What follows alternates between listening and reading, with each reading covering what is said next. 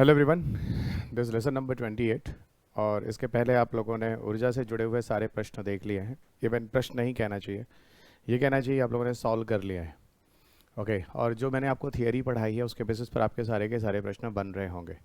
कुछ चीज़ें हैं जो यहाँ मैं आपको ऐड ऑन करने वाला हूँ उन्हीं सारे चैप्टर्स में, chapter number 3, chapter number 4, chapter number 5 से जुड़े जितने भी प्रश्न हैं उनको भी मैं आपको बता देता हूँ, क्योंकि बहुत ज़्यादा ज़रूरी है। आपको मैंने इस तरह से क्यों पढ़ाया है ये प्रश्न देखने के बाद समझ में आता है। और जितने भी लोगों ने अभी तक कोर्सेज पूरे ख़त्म नहीं किए हैं वो कर लीजिएगा। धीरे धीरे क्वेश्चंस आपको सारे के सारे इस पूर्वांचल इस एप्लीकेशन पे लगातार मिलते जा रहे हैं। आज का जो चर्चा का विषय है वो हम 2011 से लेकर 2022 तक यूपीएससी में जितने भी प्रश्न, चैप्टर नंबर 3 जो आपके पास है, किताब है आपके पास, उससे जितने भी प्रश्न आए हैं वो सारे के सारे प्रश्नों के हम लोग यहाँ पर विश्लेषण करने वाले हैं। और ये पूरा प्रश्न जो है वो प्रारंभिक परीक्षा का है। एक अच्छा खासा 12 साल का पेपर आपके सामने यहाँ पर प्रस्तुत है। और इन 12 साल के पेपर को देखने के बाद आपका आँख फिर खुलने वाला है। और सबसे बड़ी बात ये बहुत ज़्यादा ज़रूरी है विज्ञान तकनीकी को, कि आप लोगों ने इसे कभी विषय बनने नहीं दिया है, लेकिन कोई बात नहीं, आगे समय में जब तक मैं रहूँगा आपके विषय को बढ़ाता रहूँगा और विषय को बनाता रहूँगा। उस कड़ी में आगे बढ़ते हैं। यहाँ पर पूरा प्रारंभिक परीक्षा का प्रश्न पत्र है, उसकी चर्चा हम लोग करने वाले हैं। ये सारे के सारे कोर्सेज आप पूर्वांचल इसके एप्लीकेशन पर लगातार देख रहे हैं। मेरा नाम डॉक्टर रवि ग्रहरी और आप मुझे पूर्वांचल इसके ऑनलाइन प्लेटफॉर्म पर सुन रहे हैं। पिछले 18 वर्षों से मैं आपको लगातार पठन पाठन में यूपीएससी सिविल सेवा परीक्षा की तैयारी आपको करा रहा हूँ। मेरी 2 किताबें आती हैं, मैग्रा-हिल में प्रकाशित होती हैं, दोनों मैग्रा-हिल से प्रकाशित होती हैं और विज्ञान तकनीकी और पर्यावरण से जुड़ी हुई हैं। ये मेरा टेलीग्राम चैनल है जहाँ पर आपको सारे PDF मिल जाते हैं, या आप इन दोनों चैनलों से मेरे साथ जुड़े रहें। इसके अलावा फेसबुक पेज, इंस्टाग्राम में, मैं सोशल मीडिया प्लेटफॉर्म पे भी आपको मिल जाता हूँ। यूट्यूब पर डॉक्टर रवि ग्रीस क्लासेस पूर्वांचल, यहाँ पर आपको सारी की सारी क्लासेस यूट्यूब पर जो मेरे करंट अपडेट्स के होते हैं वो यहाँ पर डाल दिए जाते हैं। तो मेरे साथ जुड़ने के लिए आप सबके लिए एक अच्छा ऑप्शन है यूट्यूब पर, यहाँ जुड़कर आप मेरे साथ सारी क्लासेस कर सकते हैं। टाइम टू टाइम मैं आपको डिफरेंट ऑफर्स देता रहता हूँ जहाँ पर आप सबके लिए एक सरप्राइज़ भी होता है। तो एक ऑप्शंस है जो अभी दिवाली के टाइम में इस फेस्टिवल में मैंने स्टार्ट किया है, और अभी ये कोर्स का जो प्राइस 7999 है वो 2999 में हो रहा है। इससे सस्ता कोर्स आपको कभी भी विज्ञान तकनीकी में नहीं मिलने वाला है। ओके, ये चीज़ आप ध्यान रखेंगे। तो इससे सस्ता कोर्स नहीं मिलने वाला है। अगर आप लिटरली सीरियस और मुझे सुनना चाहते हैं तो आप इसे ले लेंगे। वैलिडिटी 20 से 30 अक्टूबर के बीच की है। क्लासेस पूर्वांचल इस ऐप पे है, और सीधा आप चाहें तो एप्लीकेशन को जाके आप डाउनलोड कर सकते हैं। इसके अलावा आप QR कोड को स्कैन करके भी एप्लीकेशन तक पहुंच सकते हैं। ये नंबर्स हैं जिन नंबर पर आप संपर्क कर सकते हैं अगर आपको इन कोर्स से रिलेटेड कोई भी क्वेरीज करनी है। इसके अलावा ये किताबें हैं जो मेरी 6th एडिशन की किताब है, मार्केट में अवेलेबल है। That is a highly updated book. ये बुक आपको मैंने यहाँ पूरा का पूरा इस लेसन में कवर कराया है। साथ ही साथ इस स्टैटिक के साथ मेरे रिसेंट अपडेट्स भी यहाँ पर कवर किए हैं। आइए बात करते हैं ऊर्जा 2022 से 2011 के पेपर के बारे में। एक बार और बता दूं कि मैंने आपको 2011 से 2022 के पेपर क्यों करा रहा हूं, क्योंकि एक्चुअल में यूपीएससी का जो नया पैटर्न है प्रारंभिक परीक्षा का वो 2011 से ही प्रारंभ होता है। 2011 से अभी तक यूपीएससी ने कुल 12 साल के नए पैटर्न पर आधारित प्रश्न पत्र दे दिए, यानी यूपीएससी एग्जाम्स करा दिए हैं प्रारंभिक परीक्षा के अनुरूप। तो ये प्रारंभिक परीक्षा के प्रश्न पत्रों को मैंने समझाने के लिए अपनी कोशिश की है, और इस लेक्चर को देखने के बाद आप में से काफ़ी लोग या तो मुंह खुलने वाला है या फिर कह लीजिए तो अकल ठिकाने में आने वाली है। ठीक है। ये वीडियो मैं वैसे भी यूट्यूब पे ओपनली रखने वाला हूँ। हर किसी की आँख खोलने के लिए वीडियो बहुत ज़्यादा ज़रूरी है। कंटेंट के लिए आप पूर्वांचल इस ऐप पे देखें, लेकिन ये वीडियोस आपको जो मैं एप्लीकेशन पे अपलोड कर रहा हूँ ये आपको यूट्यूब पे भी मिल रहेंगे। तो यहाँ पर हम ऊर्जा के विकास से बात करने वाले हैं। नवीकरणीय और अनवीकरणीय ऊर्जा से जुड़े हुए जो भी प्रश्न हैं वो क्या हैं। ओके, वैसे ऊर्जा में अगर आप बुक देखेंगे तो कुल 3 अध्याय हैं। एक अध्याय है जो आपका ऊर्जा के विकास के लिए नवीकरणीय और अनवीकरणीय ऊर्जा की क्या संरचना है। दूसरा जो है वो नाभिकीय ऊर्जा, और तीसरा जो है परमाणु कूटनीति है। तो परमाणु ऊर्जा और परमाणु कूटनीति हम अगले वीडियोस में आपके साथ मिलेंगे। उनसे जुड़े हुए कितने प्रारंभिक परीक्षा के प्रश्न आपके परीक्षा में पूछे जा चुके हैं। तो आइए स्टार्ट करते हैं दोस्त 2022 से 2011 का, और ये हमारा पार्ट 1 है।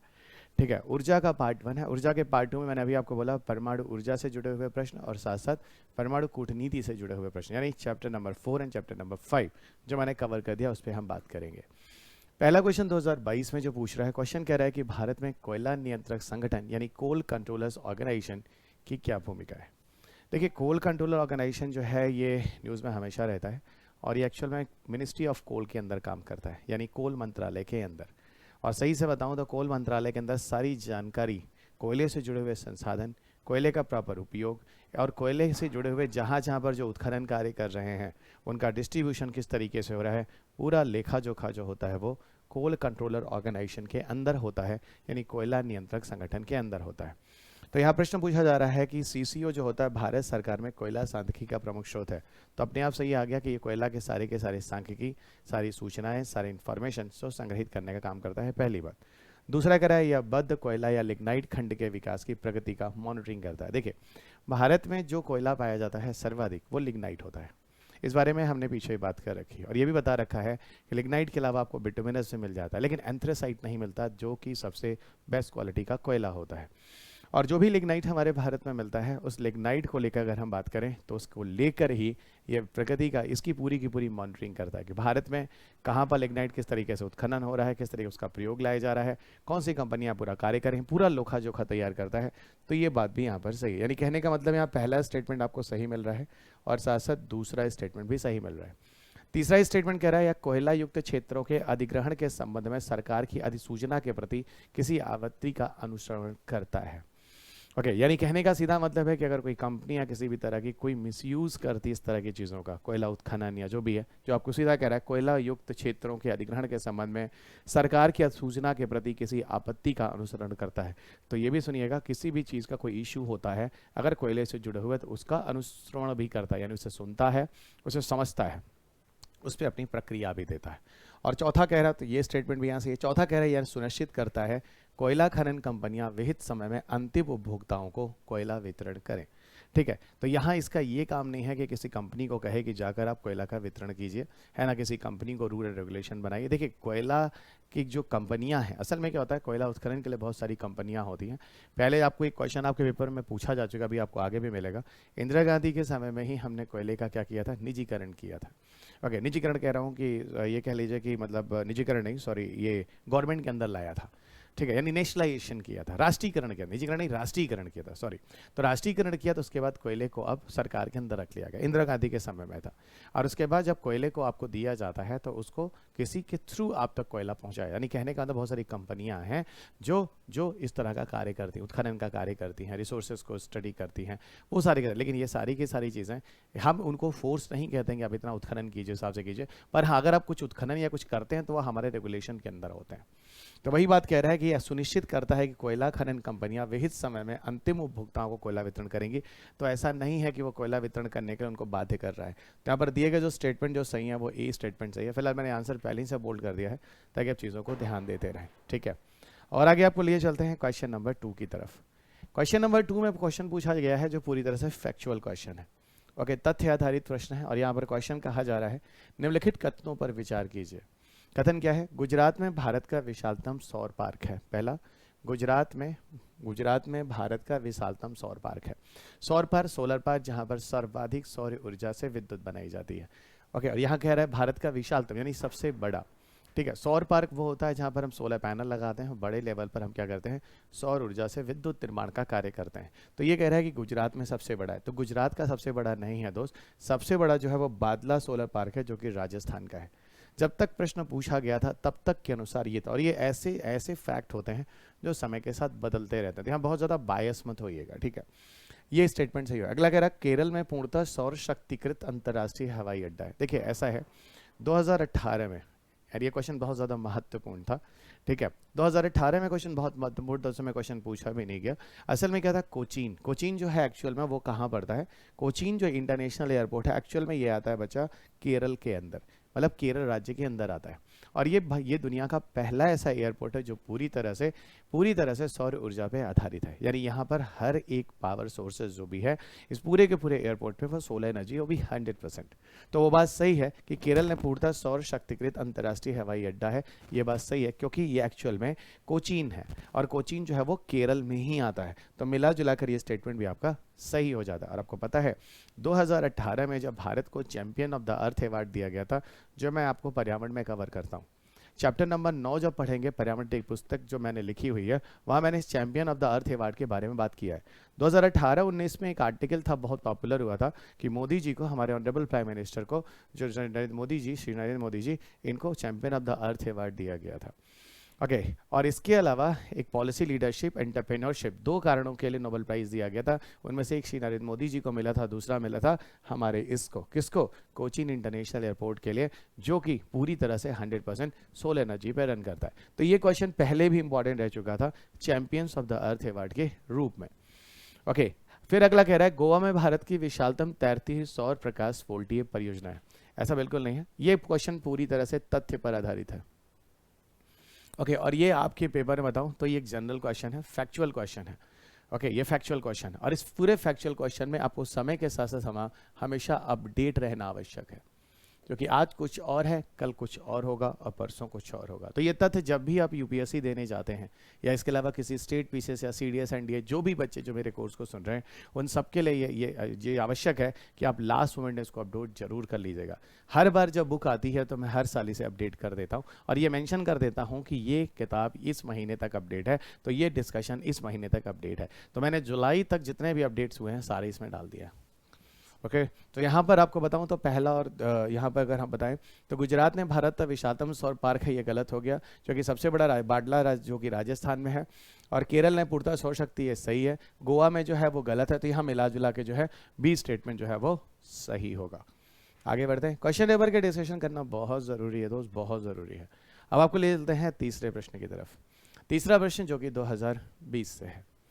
ओके 2020 से, इसका मतलब 2022 में 2 प्रश्न हैं जो ऊर्जा से रहे हैं, नवीकरणीय अनवीकरणीय। 2021 में एक भी प्रश्न नहीं है, 2020 में देखते हैं कितने प्रश्न आते हैं। 2020 में एक प्रश्न है, भारत की जैव ईंधन की राष्ट्रीय नीति के अनुसार जैव ईंधन के उत्पादन के लिए निम्नलिखित में से किनका उपयोग कच्चे माल के रूप में हो सकता है। यानी जो भारत की जैव ईंधन नीति है 2018 में जो लाई गई, जो मैंने आपको पीछे पढ़ाया हुआ है, जब मैंने बायोफिल आपको पढ़ाया था, उस नीति में यह बोला गया कि बहुत सारे ऐसे पौधे होते हैं जिनको एज अ रॉ मटेरियल, कच्चा माल की तरह प्रयोग में ला सकते हैं जैव ईंधन बनाने के लिए। तो इन्हें पूछ रहा है किनको हम कच्चा माल के रूप में जैव ईंधन बनाने के लिए ला सकते हैं।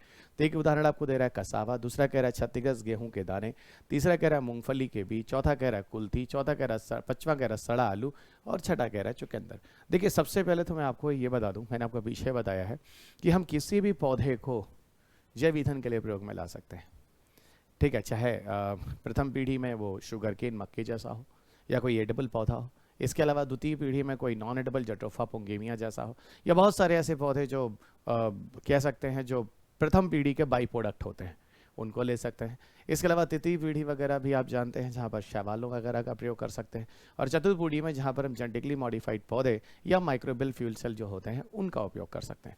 तो मैं आपको यही कहना चाह रहा हूँ कि देखो एक चीज़ और याद रखना, ऐसा नहीं है कि खाने के पौधों का उपयोग हम लोग जैव ईंधन के लिए नहीं करेंगे, करेंगे, उसे ईंधन के रूप में यूज़ करेंगे, है ना, गाड़ियों में यूज़ करेंगे, लेकिन शर्त ये है कि हम उसके मूल्य को जरूर देखेंगे। मूल्य को जरूर देखेंगे मतलब मेरा कहने का मतलब है, मान लो मैं आपको एक क्लू दे रहा हूँ, मान लो कोई ऐसी चीज़ है, ओके अगर उसको खाने के रूप में प्रयोग किया जाए तो उसमें उसका मूल्य ज़्यादा है, और ईंधन के रूप में प्रयोग किया जाए उसमें उसका मूल्य कम है, तो उस चीज़ों को कभी भी ईंधन के रूप में आप प्रयोग में नहीं लाएंगे। आप उस चीज़ को किस रूप में प्रयोग में लाएंगे, उस चीज़ को खाने के रूप में लाएंगे। सीधा का सीधा कहने का मतलब, अगर मैं आपसे एक क्वेश्चन पूछूं, आप मुझे बताइए, कसावा है, क्षतिग्रस्त गेहूँ है, ओके मूंगफली के बीज है ना, सीड ऑफ ग्राउंडनट जो है, कुल्थी है, सड़ा आलू है। आप मुझे बताइए कौन कौन सी ऐसी चीज़ें हैं, है ना, जिनका उपयोग हम यहाँ पर जैव ईंधन के लिए कर सकते हैं। एक बात और ध्यान रखिएगा, जो हम खाने पीने की चीज़ों को, जो उसका भंडारण करते हैं ना, कभी जब सरप्लस भंडारण हो जाता है ना, अधिक भंडारण हो जाता है, तो भी हम उस तरह के कार्बोहाइड्रेट की जो अनाज होते हैं उनसे भी हम जैव ईंधन के लिए प्रयोग में ला सकते हैं। अब ये सारा का सारा लॉजिक है। आप ये सोचेंगे कि यूपीएससी ने कुछ करंट अफेयर से पूछा है, कुछ समसामयिकी पूछा है, नहीं, यूपीएससी ने आपसे सिर्फ एक लॉजिक पूछा है कि इन चीज़ों को आप सोच सकते हैं। आप किताब पढ़िए, आपको देखिए कसावा मैंने लिखा हुआ है, इवन मैं आपको बताऊं मैंने ना अपनी किताब में मूंगफली भी लिखा हुआ है, लेकिन अगर वो पूछे मूंगफली, स्पेशली पूछे मूंगफली के बीज, तब गलत होगा, क्योंकि मूंगफली के बीज से उसका तेल मिलता है, और मूंगफली का तेल बच्चा बहुत महंगा होता है।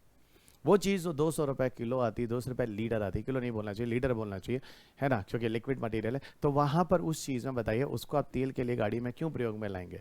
गाड़ी का तेल तो उसे सस्ता पड़ेगा। तो कहने का मतलब है कि ये चीज़ महंगी है। तो यहाँ थोड़ा सा ध्यान दीजिएगा, मूंगफली का बीज जो होगा ये कभी भी आप क्या होगा, मूंगफली के छिलके आप यूज में ला सकते हैं, मूंगफली का कोई और पौधा का पार्ट ला सकते हैं, मूंगफली का बीज नहीं लाएंगे। यही आपको सोचना था कि सर आप बात सही कह रहे हैं, यहाँ पे अगर मूंगफली का बीज भी अगर क्वेश्चन पकड़ में आ जाता तो देखिए मूंगफली का बीज मतलब तीसरा ऑप्शन बी में है, तीसरा ऑप्शन सी में है, तीसरा ऑप्शन डी में, पहले में नहीं है। इसका मतलब सीधा का सीधा पहला वाला स्टेटमेंट सही होगा। ये तो ऑप्शन निकालने का तरीका से कहते हैं एलिमिनेशन प्रोसेस। आप देखिए बहुत सारे बच्चे हैं जो टॉपर्स हैं, उनसे आप पूछिए। जैसे एक बार मैंने अनु से पूछा, रैंक 2, तो जब 16-17 बैच की है वो बच्ची, तो मैंने पूछा अनु ये बताओ कि तुमने बच्चा कितने क्वेश्चन सीधे सीधे यूपीएससी में किए थे। उसने बोला सर देखो मुझे ना 35 to 40 के आसपास मुझे आता था, मेरिट भले ही 50+ गई थी, ठीक है, लेकिन मुझे आ रहा था प्रॉपर 35-40। मैंने कहा बेटा फिर बच्चा फिर तुमने बाकी कैसे किया? तो उसने बोला कि सर ऐसा था कि मैंने ना बाकी क्वेश्चन जो थे, उसका मैंने एक इंटरव्यू भी कवर किया, आपको यूट्यूब पर मिल जाएगा। मैंने साफ साफ बोला सर बाकी जो प्रश्न थे उस बाकी प्रश्न में क्या था, मैंने ना एलिमिनेशन लगाया, दिमाग लगाया, कहाँ पर चीज़ें हो सकती हैं कहाँ पर नहीं हो सकती हैं, कहते करते करते ऑप्शंस करते। जैसे यहाँ पर मैंने कहा कि मूंगफली के बीज जो है एक एलिमिनेशन के लिए आप यूज़ कर सकते हैं, क्योंकि आपके ऑप्शंस में जैसे ही मिल जा रहा है आप यहाँ पे देख सकते हैं। आप खुद गेस कर सकते हैं कि सड़ा हुआ आलू है, कौन इसको खाएगा? आलू में स्टार्च होता है, स्टार्च में फर्मेंटेशन करा दीजिए, किडवन की प्रक्रिया से करके वो भी आपको बायोफ्यूल में कन्वर्ट हो जाता है। अब 36 गेहूं है, गेहूं का गाना है जो सड़ रहा है, मान लो भंडारण है, वही जो मैं बता रहा था। तो ये सारी की सारी चीज़ें आप दूसरा, पचवा, तीसरा, तो आप ये खुद देखेंगे, है ना, सॉरी ये तो नहीं होगा, ये तो नहीं होगा, है ना, ये और ये हो जाए। 36 गेहूं के दाने, सड़ा आलू, तो 2 और 5 आपको यहाँ मिल रहा है, यहाँ मिल रहा है, ठीक है, 2 और 5 आपको कहाँ मिल रहा है ना, यहाँ मिल रहा है, यहाँ नहीं मिल रहा है, यहाँ भी मिल रहा है ना, 2 और 5 यहाँ मिल रहा है, 2 और 5 यहाँ मिल रहा है, तो मिला जुला के 3 ही है जो आपको ऑप्शन में हेल्प कर रहा है। तो वही मैंने कहा कि थोड़ा सा दिमाग लगेगा क्वेश्चन पेपर करते समय। और एक बात और ध्यान रखेगा, ये मत सोचेगा कि चीज़ों को करंट अफेयर से पढ़ के और निकल जाएंगे यूपीएससी में, बहुत गलत फहमी में है। ये वीडियो यूट्यूब में मैंने इसीलिए डाला हुआ है फ्री में, निःशुल्क, ताकि आपको समझ। अभी पूरा कोर्स मैंने नहीं डाला हुआ यूट्यूब पर, ओके। और यूट्यूब पर मेरी जो क्लासेज आपको कुछ मिल जाती है ना, वो सिर्फ हाथी के दांत है दिखाने वाले। जो पीछे कई जगह के प्लेटफॉर्म पे मैंने क्लासेस ली हैं, 18 क्लासेस, 20 क्लासेस, सुनिए, वो सिर्फ वहाँ पे टॉपिक्स के नाम बताए गए हैं। पूरा डिटेल सोल्यूशंस जो है वो आपको एप्लीकेशंस पे ही दिए गए हैं, पूर्वांचल इस ऐप पे, ठीक है। अब एक क्वेश्चन देखें, IQ वाला क्वेश्चन है, ठीक है। और ये भी आप लोगों ने बोला समसामयिकी का क्वेश्चन है। 2020 में क्वेश्चन पूछ रहा है, सौर जल पंप यानी सोलर वाटर पंप के संदर्भ में निम्नलिखित कथनों पर विचार कीजिए। क्या कह रहा है? सौर ऊर्जा का प्रयोग पृष्ठीय पंपों को चलाने के लिए यानी सरफेस पंप को चलाने के लिए होता है, हो सकता है, निजमजनी यानी सबमर्सिबल पंपों के लिए नहीं। यानी कहने का मतलब है जो पंप जो सरफेस पे रखे जाते हैं उनके लिए सौर पंप हो सकता है चलाने के लिए, लेकिन जो अंडरग्राउंड वगैरह सबमर्सिबल पंप होते हैं उनके लिए नहीं होता। आप मुझे सिर्फ और सिर्फ ये बता दीजिए कि सोलर पंप चलाने के लिए, एक बार फिर मैं बता रहा हूँ, इस क्वेश्चन के लिए आप में से ध्यान रखना चाहिए, ये क्वेश्चन पूरी तरह से IQ का प्रश्न है। ये प्रश्न पूरी तरह से IQ का प्रश्न है, और ये वो हर बच्चा लगा सकता है प्रश्न जिसको सिर्फ दिमाग है, बुद्धि है, विवेक है, होशियारी है, समझदारी है, ठीक है। बहुत ज़्यादा जो पढ़ते हैं, बहुत ज़्यादा जो बेवकूफ़ों की तरह लगे रहते हैं, वो लोग इस क्वेश्चन को नहीं लगा पाएंगे। यहाँ पे आपके दिमाग का IQ है, समझ जाइए, चाचा चौधरी वाले दिमाग का काम है। कहने का सीधा मतलब आपको सीधा कह रहा है कि ये बताओ, सौर ऊर्जा से हम पंप चला रहे हैं, चाहे वो सरफेस पंप हो चाहे सबमर्सिबल ज़मीन के नीचे रखा हो, पंप चलेगा कि नहीं चलेगा? सीधा लॉजिक है। सोलर पैनल या फोटोवोल्टाइक ज़मीन के ऊपर होता है, वो तो सनलाइट ले ही रहा है और बैटरी को चार्ज कर ही रहा है, तो पंप चाहे आप ऊपर रखिए, पंप चाहे आप नीचे रखिए, सारा पंप चलेगा। यानी कहने का मतलब ये स्टेटमेंट गलत है। तो ये देखिए फालतू क्वेश्चन है, यहाँ पर आपको कोई सौर ऊर्जा का नॉलेज नहीं है, फिर भी अपने IQ के बेस पर आप क्वेश्चन को टिक कर रहे हैं। और आप में से कितने विद्यार्थी ऐसे हैं जो जाकर ये बोलते हैं समसामयिकी का क्वेश्चन है? कैसे समसामयिकी का क्वेश्चन है भाई? यही तो प्रॉब्लम है। आज पूरे लेक्चर में आपको डांटता रहूंगा मैं, ठीक है, खूब डांटूंगा मैं, ठीक है, याद रखिएगा, ठीक है, जो लोग ऐसी बातें करते हैं। सौर ऊर्जा, और अंत में 300 क्वेश्चन दिखाने के बाद आपसे पूछूंगा कितने क्वेश्चन करंट अफेयर्स के आप मुझे बताइए। मैं आपको पहले ही बोल देता हूं 80% से अधिक प्रश्न जो है वो स्टैटिक हैं, सिर्फ 10 से 20% ऐसे हैं जो कि करंट अपडेट्स आपको मिलेंगे, वो भी 20% मुश्किल से। सौर ऊर्जा का प्रयोग अब केंद्रीय पंपों के लिए यानी सेंट्रीफ्यूगल पंपों के लिए होता है ना, और पिस्टन वाले पंपों के लिए नहीं होता। हमको एक बात बता दो, सौर ऊर्जा से सारे पंप चलेंगे, ऊर्जा चाहिए ना, पावर चाहिए ना, वो तो आ ही रहा है, तो यहाँ पे भी आपको कुछ दिक्कत ही नहीं थी, ठीक है। ये वाला स्टेटमेंट भी जो है वो गलत है भाई। फिर मैं कह रहा हूँ सोलर ऊर्जा ऊपर आती है ना, पंप 50 तरह के पंप हो सकते हैं, हर तरह के पंप को पावर से चलाना होता है, पावर तो आ ही रहा है ना, पावर तो बन रहा है ना, तो पंप से क्या दिक्कत है? तो यहाँ देखिए पूरा का पूरा जो स्टेटमेंट है ना तो एक सही है ना तो 2 सही है। वही मैं कह रहा हूँ दोस्त, क्लास में एग्जाम में जाते समय बहुत ज़्यादा पढ़ लिख कर बेवकूफ़ों की तरह जाने की जरूरत नहीं है, बहुत ज़्यादा समझ कर विषय को परख कर जाने की जरूरत है, ठीक है। हार्ड वर्क मत कीजिए, स्मार्ट वर्क कीजिए। तो इस तरह के क्वेश्चंस आपको पूरे के पूरे दिखाऊंगा जहां पर आपको समझ विकसित होनी चाहिए। 5वां प्रश्न देखिए यूपीएससी में क्या कहता है। 5वां प्रश्न यूपीएससी में कहता है किस साल का है ये? 2020। इसका मतलब 2020 में ऊर्जा से बहुत ज्यादा प्रश्न आए हैं। प्रश्न क्या कह रहा है? प्रश्न में कह रहा है कि निम्नलिखित कथनों पर विचार कीजिए। कोयले की राख में आर्सेनिक, सीसा और पारद अंतर्विष्ट होते हैं। ओके, यानी पारा वगैरह भी होता है। पहला क्वेश्चन देखिए, ये क्वेश्चन आपके पेपर में बता दूं, ये भी एक जनरल क्वेश्चन है। कोयले की राख, जब से कोयला जल रहा है विद्युत बनाने के लिए, तब से कोयले की राख आती है, इसमें क्या डाउट है? तो कोयले का राख क्या हमने आज से शुरू किया, हमने कल से शुरू किया? नहीं, हम बहुत पहले से करते आ रहे हैं। तो वही बात मैं कह रहा हूँ, कोयले की राख में आर्सेनिक, सीसा और पारा जैसे चीज़ें होती हैं। ठीक है, अच्छा देखो, कोयले की राख में हैवी मेटल्स होते हैं, ये बात सही है, और इसलिए होते हैं, इसके पीछे कोई रीज़न नहीं है, इसके पीछे प्रकृति रीज़न है। आप यहाँ कोई रीज़न नहीं, एंथ्रोपोजेनिक या मानव द्वारा नहीं होता है। प्रकृति में जहाँ पर कोयला बन रहा होता है वहाँ पर ऑलरेडी पारा और मरकरी और आर्सेनिक ये सारी चीज़ें पाई जाती हैं। उसके के निर्माण के समय वो चीज़ें वहीं पड़ी रहती हैं। जब आप कोयला जलाते हैं तो मरकरी और आर्सेनिक, क्या ये सारी चीज़ें जलती नहीं है? तो जलती नहीं है, सीसा उसा जलता नहीं है, तो उसके वेस्ट में निकल आता है। तो कोयले की राख में इस तरह की चीज़ें होती हैं, बात सही है। और अगर मैं पूछूं से पीछे कारण क्या है, तो प्रकृति जिम्मेदार है, प्राकृतिक कारण है। दूसरा क्वेश्चन कह रहा है कोयला संचालित विद्युत संयंत्र पर्यावरण में सल्फर डाइऑक्साइड और नाइट्रोजन के ऑक्साइड उत्सर्जित होते हैं। यानी कोयले से जब विद्युत बनता है, यानी थर्मल पावर प्लांट या कोल से विद्युत निर्माण की जब प्रक्रिया होती है, इसे तापीय विद्युत संयंत्र के नाम से जानते हैं।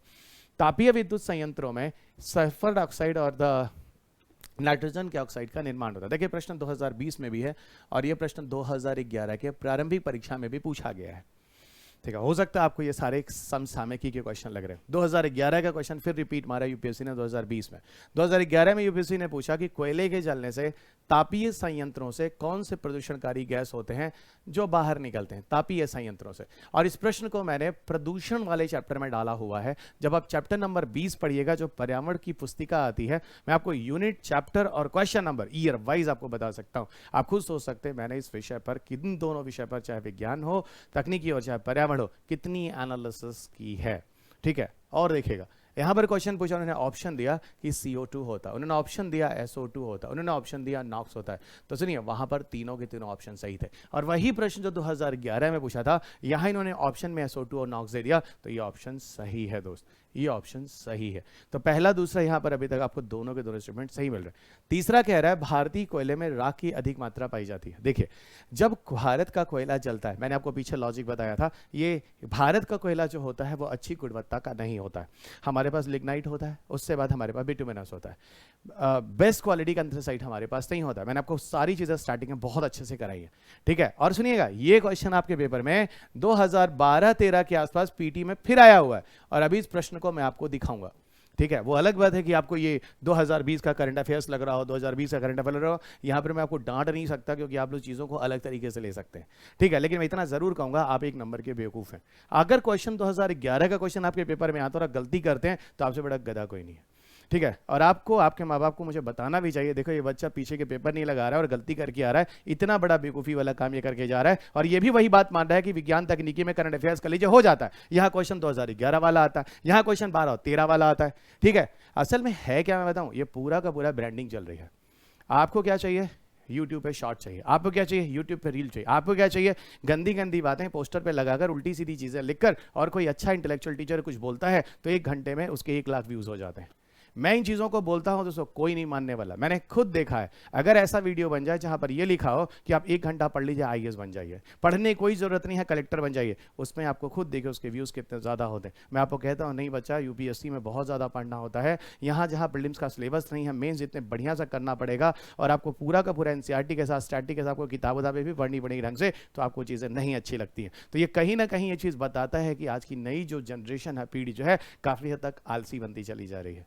ठीक है, यही कलाम साहब थे, यही जो और लोग थे, ये लोग कहते थे कि भारत जैसा देश, जो दुनिया में ऐसा देश है जिसमें सबसे ज़्यादा पोटेंशियल रहता है क्योंकि यूथ रहता है, और भारत जैसा राष्ट्र जो कि अगर इन चीज़ों को समझ जाए तो देश को विकास करने में, यानी विकसित राष्ट्र बनने में ज़्यादा टाइम नहीं लगेगा। लेकिन प्रॉब्लम क्या है कि नई जनसंख्या हो गई है आलसी, और हो गई बहुत जल्दीबाजी में। बार बार कहता हूँ, किताबें पढ़िए, किताबें नॉलेज देती हैं, नोट्स नहीं। लेकिन आप सिर्फ और सिर्फ नोट्स के चक्कर में परेशान हैं क्योंकि आप सब बहुत जल्दीबाजी में हैं।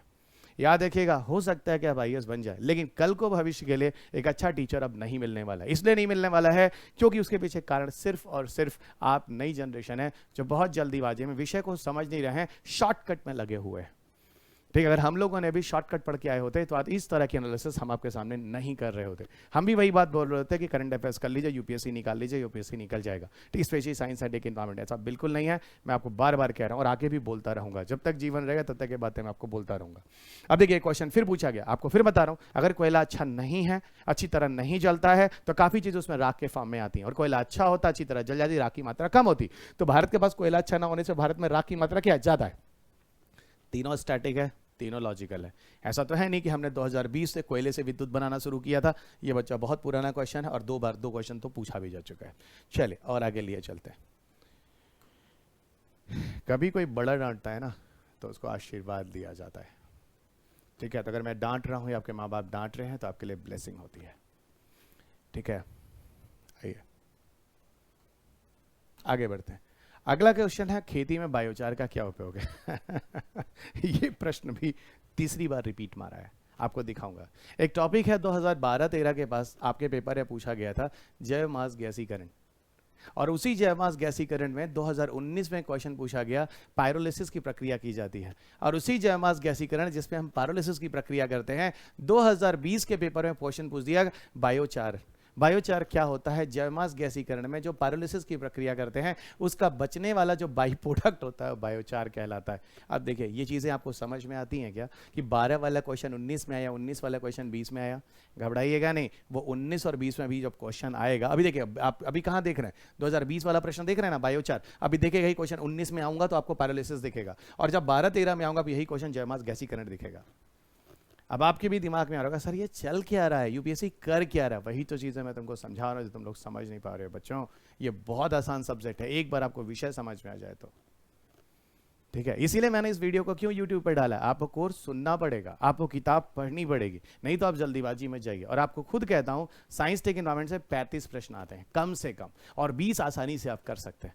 45 तो मेरिट जाती है, 25 क्वेश्चन और करने होते हैं। आप में से कौन सा विद्यार्थी जो पीटी नहीं निकाल सकता है? तो गलती मत कीजिएगा। चलिए जो भी है, बायोचार का उपयोग है। देखो बायोचार क्या होता है, ये जब जैव मास गैसीकरण की पायरोलिसिस प्रक्रिया के बाद जो बचकर उसका बाई प्रोडक्ट आता है वो बहुत फायदेमंद होता है। बातें मैंने आपको पीछे बताई हैं, कोल ऐश, फ्लाई ऐश और बायोचार, 3 डिस्कशन एक साथ मैंने किए हैं पीछे के लेक्चर्स में, जो आप एप्लीकेशन पे वीडियोस देख चुके हैं। ठीक है, और यहाँ पर देखिए ऊर्ध्वाधर खेती जो वर्टिकल फार्मिंग होती है, बायोचार वहाँ पर वृद्धि के माध्यम से अंश के रूप में प्रयुक्त किया जा सकता है। डेफिनेटली बच्चा ऐसा होता है कि बायोचार में कहा गया है नाइट्रोजन फास्फोरस के यौगिक होते हैं, और नाइट्रोजन फास्फोरस के यौगिक हैं तब तो ये अच्छा खासा मात्रा में एक उर्वरक है। इसका मतलब वहां पर अगर हम डालें तो उर्वरक के रूप में काम करेगा और वहां की प्रोडक्टिविटी बढ़ाएगी। ये बात सही है। दूसरा कह रहा है जब बायोचार वृद्धिकर माध्यम के अंश के रूप में प्रयुक्त किया जाता है तो वह नाइट्रोजन यौगिकारी सूक्ष्म जीवों की वृद्धि को बढ़ाता है। देखिए ऐसा है, मृदा के अंदर अगर नाइट्रोजन फर्टिलाइजर पहुंचेगा या फास्फोरस फर्टिलाइजर पहुंचेगा, क्योंकि बायोचार को हमने क्या बोला था, वो नाइट्रोजन और फास्फोरस से युक्त फर्टिलाइजर होता है।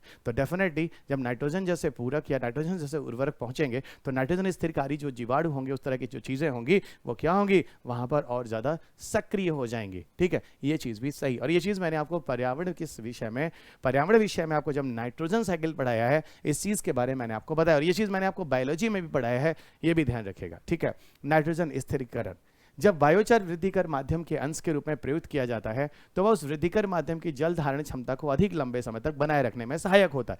डेफिनेटली असल में क्या होता है मैं आपको बताऊं, ये बात भी सही है। असल में होता क्या है, किसान जब खेतों में जल डालता है तो मान लो बच्चा, ये जो है वो जड़ है ना, ये जड़ है और ये पौधा है, ये पौधा इस मृदा में लगा है, और नीचे जो है वो क्या है, वो आपका क्या है, वाटर टेबल है ना। यहाँ पर पूरा का पूरा वाटर टेबल है जहाँ पर जल जो होता है वो जल संग्रहित या जल संग्रहण है ना, जन संग्रहित क्षेत्र। होता क्या है, जब फार्मर यहाँ पे रसायन या जल डालता है, जन डालता है, तो थोड़े समय तक तो जो रसायन होता है, जैसे केमिकल फर्टिलाइजर हो सकता है, कुछ भी हो सकता है, या जल होता है जो पौधों को चाहिए, कुछ ही समय के लिए होता है, धीरे धीरे रिस कहाँ चला जाता है, जमीन के अंदर चला जाता है, मृदा के अंदर चला जाता है। तो अब ये बताइए, जब पानी नीचे चला गया, उर्वरक नीचे चला गया, तो किसान को 2 से 3 बार जल डालना पड़ेगा, क्योंकि जड़ें जो होती हैं बच्चा वो मृदा में ऊपरी सतह पर होती है। जड़ें मृदा में ऊपरी सतह पर क्यों होती हैं, उसके पीछे लॉजिक है, क्योंकि जड़ें ऑक्सीजन लेती हैं।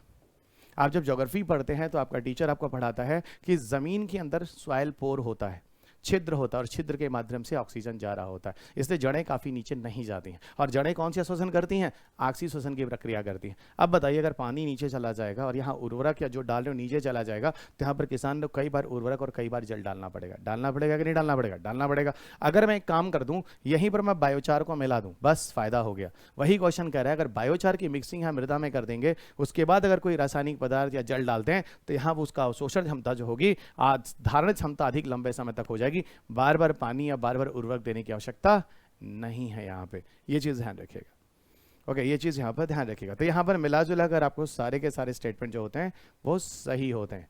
आगे की तरफ आपको लिए चलते हैं क्वेश्चन नंबर 7 पर। क्वेश्चन नंबर जो 7 है, यहाँ पर आपका प्रश्न जो है वो PNGRB पे है, petroleum and natural gas regulatory board, जो भारत में है। देखिएगा, पेट्रोलियम और प्राकृतिक गैस नियामक board, petroleum and natural gas regulatory board जो है भारत सरकार द्वारा स्थापित प्रथम नियामक निकाय, यानी पहला रेगुलेटरी बॉडी है क्या भारत में जो स्थापित की गई? एकदम याद रखिएगा, बिल्कुल नहीं। इसके पहले भी नियामक बॉडीज हैं जो सेटअप किए गए हैं, ठीक है। और ये जो लाया गया था PNGRB, इसका पूरा काम है जो पेट्रोलियम है और साथ जो प्राकृतिक गैस है उसका पूरा नियंत्रण करना भारत में, उसके उत्खनन को ध्यान देना, उसकी प्राइसिंग को देखना, उसके डिस्ट्रीब्यूशन को देखना, ये सारा का सारा काम जो होता है वो PNGRB का होता है। आपको जो मैंने सेल गैस पढ़ाया था वो क्वेश्चन अभी आगे आपको मिलेगा भी 2016 के आसपास। ये PNGRB ही है, petroleum of natural gas regulatory board, जिन्होंने भारत में सेल गैस के लोकेशंस के बारे में भी बताया है, ठीक है। और देखिएगा, तो पहला स्टेटमेंट जो है स्थापित प्रथम नियामक निकाय है, तो ये गलत हो गया, प्रथम नहीं है, इसके पहले और भी नियामक निकाय स्थापित किए गए, पहली चीज। दूसरा कह रहा है PNGRB का कार्य गैस के लिए प्रतियोगी बाजारों को सुनिश्चित करना है, ठीक है। देखिए, मैंने बोला गैस के लिए भी और पेट्रोलियम पदार्थ के लिए भी, ठीक है, लेकिन ये नहीं कह रहा है कि सिर्फ गैस है। तो गैस तो है ना, अगर ये बोलता केवल गैस के लिए तो गलत हो जाता, गैस लिखा है तो ये भी सही हो गया। तीसरा स्टेटमेंट कह रहा है PNGRB के निर्णयों के विरुद्ध अपील विद्युत अपीली प्राधिकरण के समक्ष की जाती है, एकदम की जाती है, ठीक है। प्राधिकरण के मतलब एक अपीलेट ट्रिब्यूनल बनता है, वो उसको निष्पादन करता है। अगर किसी तरह का पेट्रोल और गैस के रिजर्व्स और उसके डिस्ट्रीब्यूशन या कुछ भी एक्सप्लोरेशन को लेकर कोई दिक्कत होती है, और मान लीजिए अगर वो अपीलेट ट्रिब्यूनल भी उसको रेगुलेट नहीं कर पाता है, जो उसके आगे यहाँ पर नहीं दिया गया, तो मैं बता देता हूँ, सुप्रीम कोर्ट का डिसीजन फाइनल डिसीजन होता है। तो यहाँ पर आपको सेकेंड और थर्ड दोनों के दोनों स्टेटमेंट जो होंगे वो सही होंगे, ये चीज़ ध्यान रखिएगा। एक चीज़ और मैंने देखा आप लोगों में एक कमी है, क्या है? ठीक है, अनुभव है। आप किसी टैलेंटेड टीचर से नहीं पढ़ रहे हैं, ठीक है, आप किसी अनुभवी टीचर से पढ़े, जैसे 19 से 20 साल आप लोगों को दिया है ना, जिसमें हजारों क्लासरूम के अंदर से इसने टॉपर्स बनाए हैं, ठीक है। तो मेरे अनुभव का आप मजा ले रहे हैं, और UPSC में टैलेंट मैटर नहीं करता है, ठीक है, ध्यान रखिएगा। और ज़िंदगी में हमें experience teacher, experience lawyer, experience doctor, ये होना बड़ा ज़रूरी है, ये बातें ध्यान रखिएगा, ठीक है। तो यहाँ पर ये सारे के सारी जो चीज़ें मैं आपको बता रहा हूँ, सब अपने अनुभव के बेस पे आप पढ़ रहे हैं, ये सारी चीज़ें मेरे आँख के सामने से गई हैं, ठीक है। और मुझे देखो, मुझे ईयर वाइज क्वेश्चन बताता हूँ, 2012, 2017, 2022, जबकि क्वेश्चन पेपर आप देखे भी नहीं है, ठीक है। आइएगा, तो यहाँ पर 2 और 3 याद रखिएगा, दैट इज इंपॉर्टेंट। 8वें प्रश्न पर आते हैं, ठीक है। 8वां प्रश्न देखिए, जो मैंने अभी आपको बोला था, यहाँ पर क्वेश्चन पूछ रहा है, निम्नलिखित में से किसके संदर्भ में ताप अपघटन और प्लाज्मा गैसीकरण, इसी ताप अपघटन को प्लाज्मोलिसिस प्रक्रिया के नाम से जानते हैं। ताप अपघटन को ही प्लाज्मोलिसिस प्रक्रिया के बारे नाम से जानते हैं। बायोमास गैसीकरण या प्लाज्मोलिसिस, जो मैं चीज़ें आपको बता रहा था, ठीक है, ये सारी की सारी चीज़ें ध्यान। प्लाज्मा का मतलब होता है बहुत ज़्यादा हाई टेम्परेचर पर हम चीज़ों को ले जाते हैं, और ये जयमास गैसीकरण की ही प्रक्रिया है ना। सॉरी, प्लाज्मोलिसिस कह रहा हूँ, पायरोलिसिस, जो पायरोलिसिस को बता रहा हूँ, ये पायरोलिसिस जो प्रोसेस है जो मैं आपको बता रहा हूँ, पायरो का मतलब होता है बहुत ज़्यादा अधिक टेम्परेचर पर, लिसिस का मतलब होता है टूटना या ब्रेकडाउन। जयमास गैसीकरण की प्रक्रिया में जो डिफरेंट तरह के बायोमास होते हैं, जो आपको पीछे के लेक्चर में मैंने पढ़ाया हुआ है, अब तो सिर्फ उससे कंक्लूजन चल रहे हैं। वहाँ पर मैंने बताया था कि जयमास गैसीकरण में जो बहुत सारे जयमास हैं, उनको सस्टेनेबल तरीके से ऑक्सीजन के एब्सेंस में हाई टेम्परेचर पर हम जलाते हैं, और उसके बाद हम उसको ले जाकर उससे मीथेन या सिन गैस जैसी चीज़ें बनाते हैं, जिससे सिंथेटिक गैस कहते हैं। और यहाँ सिंथेटिक गैस में कार्बन मोनोऑक्साइड, हाइड्रोजन, इसके अलावा बहुत सारे मीथेन उथेन जैसे अन्य गैसेस भी मिलती हैं, और इन्हीं मीथेन, कार्बन डाइऑक्साइड, इन सारी गैसेस को हम ले जाकर कहाँ करते हैं? इलेक्ट्रिसिटी बनाने में प्रयोग में लाते हैं। वही मीथेन जैसे होता है, वही हाइड्रोजन जो होता है, ये जलते हैं दोस्त, इनमें जलने की प्रवृत्ति होती है, और कोई चीज़ जलती है तो उससे क्या निकलता है? ऊष्मा। और आप कोयला भी क्यों जलाते हैं? ऊष्मा के लिए। और उसी ऊष्मा से क्या करते हैं आप? टरबाइन चलाकर विद्युत बनाते हैं। इस ऊष्मा से टरबाइन चल के विद्युत बनाते हैं। तो कहने का सीधा अभिप्राय है कि किसी अवशिष्ट से, अपशिष्ट से, किसी वेस्ट मटेरियल से, बायोमास वगैरह से आप ऊर्जा प्रौद्योगिकी के निर्माण का एक सही तरीका है। आप जाके देखिएगा 2018 के पेपर में, आपके पेपर में जीएस पेपर 3 में मुख्य परीक्षा में प्रश्न पूछा गया है।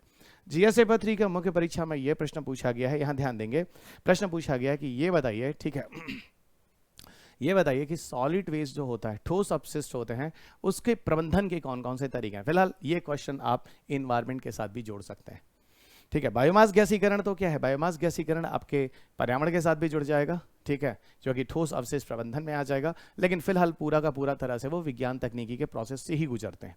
अगला एक क्वेश्चन देखिए, आपके पेपर में पूछा गया, किस साल 2019 में पूछा जा रहा है, सार्वजनिक परिवहन में बसों के लिए ईंधन के रूप में हाइड्रोजन संवर्धित सीएनजी का इस्तेमाल करने के प्रस्तावों के संदर्भ में निम्नलिखित कथनों पर विचार कीजिए। देखिए, ये प्रश्न ऐसा है जो सिर्फ और सिर्फ समसामयिकी में, अभी तक मैं आपको बता रहा हूं प्रॉपर तरीके से।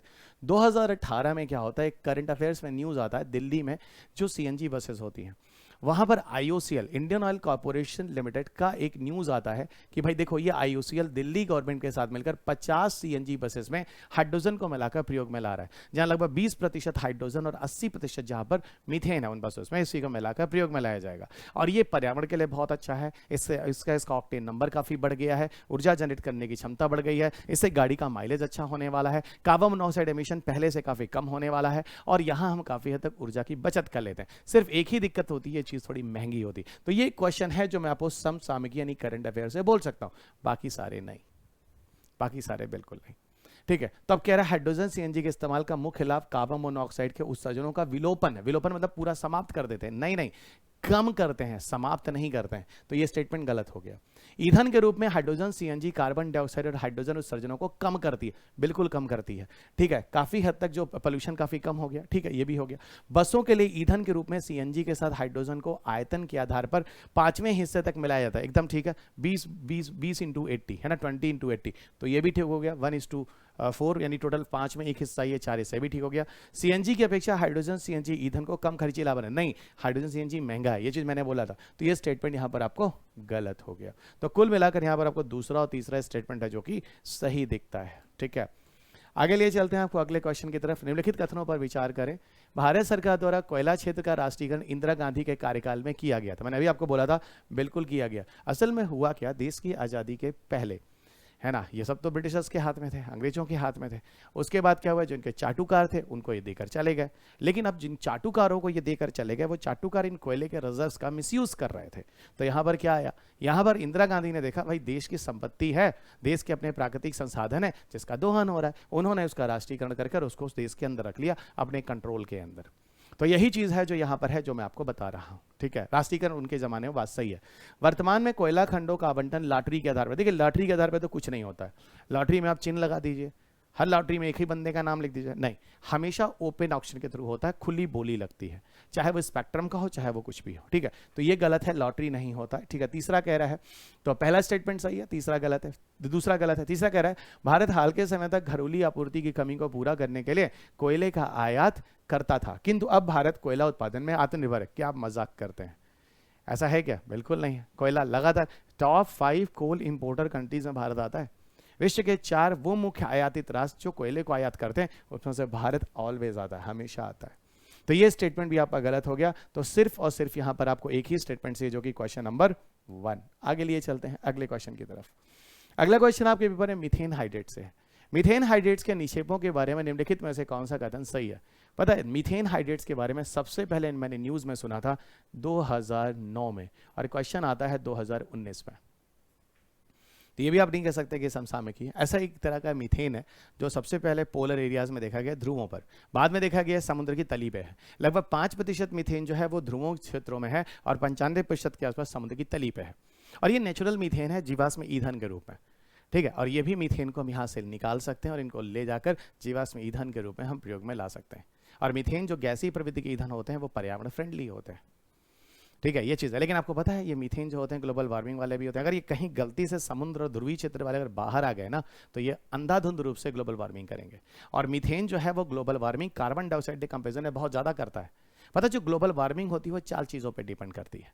किस पर डिपेंड करती है? पहली डिपेंड करती है कौन सी गैस निकल रही है, है ना, कौन सी गैस निकल रही है। दूसरा डिपेंड करती है कितनी मात्रा में गैस निकल रही है। देखिएगा कितनी मात्रा में गैस निकल रही है, कितनी मात्रा में गैस निकल रही है। पहला तो कौन सी गैस है अपने आप में, दूसरा कितने अमाउंट में गैस निकल रही है, तीसरा उसका तीसरा जो कह रहा है उसकी एफिशिएंसी कितनी है, क्षमता कितनी है ग्लोबल वार्मिंग करने की। जैसे एक कार्बन डाइऑक्साइड बराबर एक कार्बन डाइऑक्साइड के बराबर ग्लोबल वार्मिंग, लेकिन वहीं पर एक नाइट्रोजन ऑक्साइड देखिए तो 230 गुना CO2 के बराबर ग्लोबल वार्मिंग करता है। तो नाइट्रोजन ऑक्साइड CO2 के कंपैरिजन में अधिक क्षमता, अधिक एफिशिएंसी है। एग्जैक्टली वैसे अगर मैं मीथेन की बात करूं तो मीथेन भी कई गुना ज्यादा CO2 के कंपैरिजन में ग्लोबल वार्मिंग करता है। तो एफिशिएंसी किसकी ज्यादा है, क्षमता। और चौथा है उसका रेजिडेंस टाइम कितना। रेजिडेंस टाइम का मतलब होता है वह उस जगह पर कितने समय के लिए पर्यावरण में रुकता है। अभी मान लीजिए कोई गैस है जिसकी ग्लोबल वार्मिंग क्षमता बहुत ज्यादा है, लेकिन पर्यावरण में थोड़े समय के लिए होता है तो उससे इफेक्ट नहीं पड़ेगा। लेकिन किसी की अगर क्षमता भी ज्यादा और ज्यादा समय के लिए रुक जाए तो वो क्या होगा, वहां पर ग्लोबल वार्मिंग बड़े लेवल पर करेगा। एक्चुअल में मीथेन के साथ ऐसा हो सकता है। मीथेन को शॉर्ट लाइफ क्लाइमेट पॉल्यूटेंट के नाम से भी जानते हैं, SLCP के नाम से। और इसके साथ साथ ये करीब करीब डिकेड्स तक यानी करीब करीब 20 वर्षों तक भी पर्यावरण में हो सकता है, कुछ सेकंड से लेकर, है ना सोचने की बात, कुछ सेकंड से लेकर मीथेन कई 20-20 सालों तक पर्यावरण में हो सकता है। ये चीज ध्यान रखेंगे। ओके, ये चीज ध्यान रखेंगे। तो यहां पर मैंने अब आपको लिए चलता हूं, भूमंडलीय तापन के कारण इन निक्षेपों से मीथेन गैस का निर्मुक्त होना प्रेरित हो सकता है। बिल्कुल प्रेरित हो सकता है, जो समुद्रों के अंदर हैं या इस तरह की चीजें हैं या पोलर एरियाज में गर्मी की वजह से अगर वो मीथेन निकल सकते हैं। ठीक है, मीथेन हाइड्रेट्स के विशाल निक्षेप उत्तरी ध्रुव टुंडा में समुद्र सतल के नीचे पाए जाते हैं। ये भी सही है, दोनों जगह पे पाए जाते हैं। सबसे ज्यादा भंडार लेकिन समुद्री क्षेत्रों में है, समुद्र के अंदर तली पर। वायुमंडल के अंदर मीथेन 1 या 2 दशक के बाद कार्बन डाइऑक्साइड में ऑक्सीकृत हो जाता है। ये भी ठीक है, धीरे धीरे, यानी वहां वातावरण में काफी लंबे समय के लिए ये रुक सकता है। तो यहां किए गए 1, 2, 3 तीनों के तीनों स्टेटमेंट जो है वो सही है। इस चीज को ध्यान दीजिएगा। आगे आपको लिए चलते हैं अगले प्रश्न की तरफ। अगला प्रश्न है, भारत में सौर ऊर्जा उत्पादन के संदर्भ में नीचे दिए गए कथनों पर विचार कीजिए। पहला कह रहा है, भारत प्रकाश वोल्ट इकाइयों में प्रयोग में आने वाले सिलिकॉन वेफर्स का दुनिया में तीसरा सबसे बड़ा उत्पादक देश है। देखिए वेफर वाला जो सोलर पैनल होता है वो काफी इंप्रूव सोलर पैनल होता है। भारत बना नहीं रहा है, लेकिन ये जरूर न्यूज में था इस समय के टाइम में कि भारत इस तरह की तकनीकी को विदेशों से लेगा। अगर भारत इसका निर्माण करेगा तो टॉप मोस्ट 3 में तो भारत था ही नहीं, इवन टॉप 10 में भी नहीं था, ये भी ध्यान रखिएगा। तो स्टेटमेंट आपका गलत है। और सिलिकॉन वेफर वाला जो फोटोवोल्टाइक होता है काफी इंप्रूव होता है। इसमें कई सिलिकॉन्स की लेयर होती हैं, है ना। मतलब एक जैसे अपने वेफर बिस्किट है, ये वेफर बिस्किट्स लेयर के बीच में क्रीम डाल देते हैं और वो उसका फ्लेवर हो जाता है। एग्जैक्टली कुछ उसी तरह का ये होता है, जिसकी एफिशिएंसी काफी ज्यादा होती है। ठीक है, इसकी एफिशिएंसी काफी ज्यादा होती है। तो ये गलत है। दूसरा कह रहा है, सौर ऊर्जा शुल्क का निर्धारण भारतीय सौर ऊर्जा निगम के द्वारा किया जाता है। यानी जो भी है ना, सोलर टैरिफ की बात हो रही है। सोलर टैरिफ, देखिए सोलर टैरिफ इसके द्वारा नहीं होता है। सोलर टैरिफ में कहीं MNRE आता है, कुछ और कंपनियां आती हैं, कई लोग मिलकर लेते हैं, लेकिन सोलर एनर्जी कारपोरेशन जो है ना ऑफ इंडिया, इसके द्वारा नहीं होता। ये भी ध्यान रखिएगा। ठीक है, तो ना तो 1 ना तो 2, यहाँ पे काफी कंफ्यूजन है। काफी जगह के उत्तर में काफी लोग अलग अलग बातें करते हैं। ठीक है, तो ना तो 1 और ना तो 2 यहाँ पर सही। आगे बढ़ते हैं। अगला कह रहा है, शैवाल आधारित जैव ईंधन का उत्पादन संभव है, यानी शैवाल के द्वारा जैव ईंधन का निर्माण। ठीक है, फिर कह रहा है, लेकिन इस उद्योग के संवर्धन में विकासशील देशों की क्या संभावित सीमाएं हैं।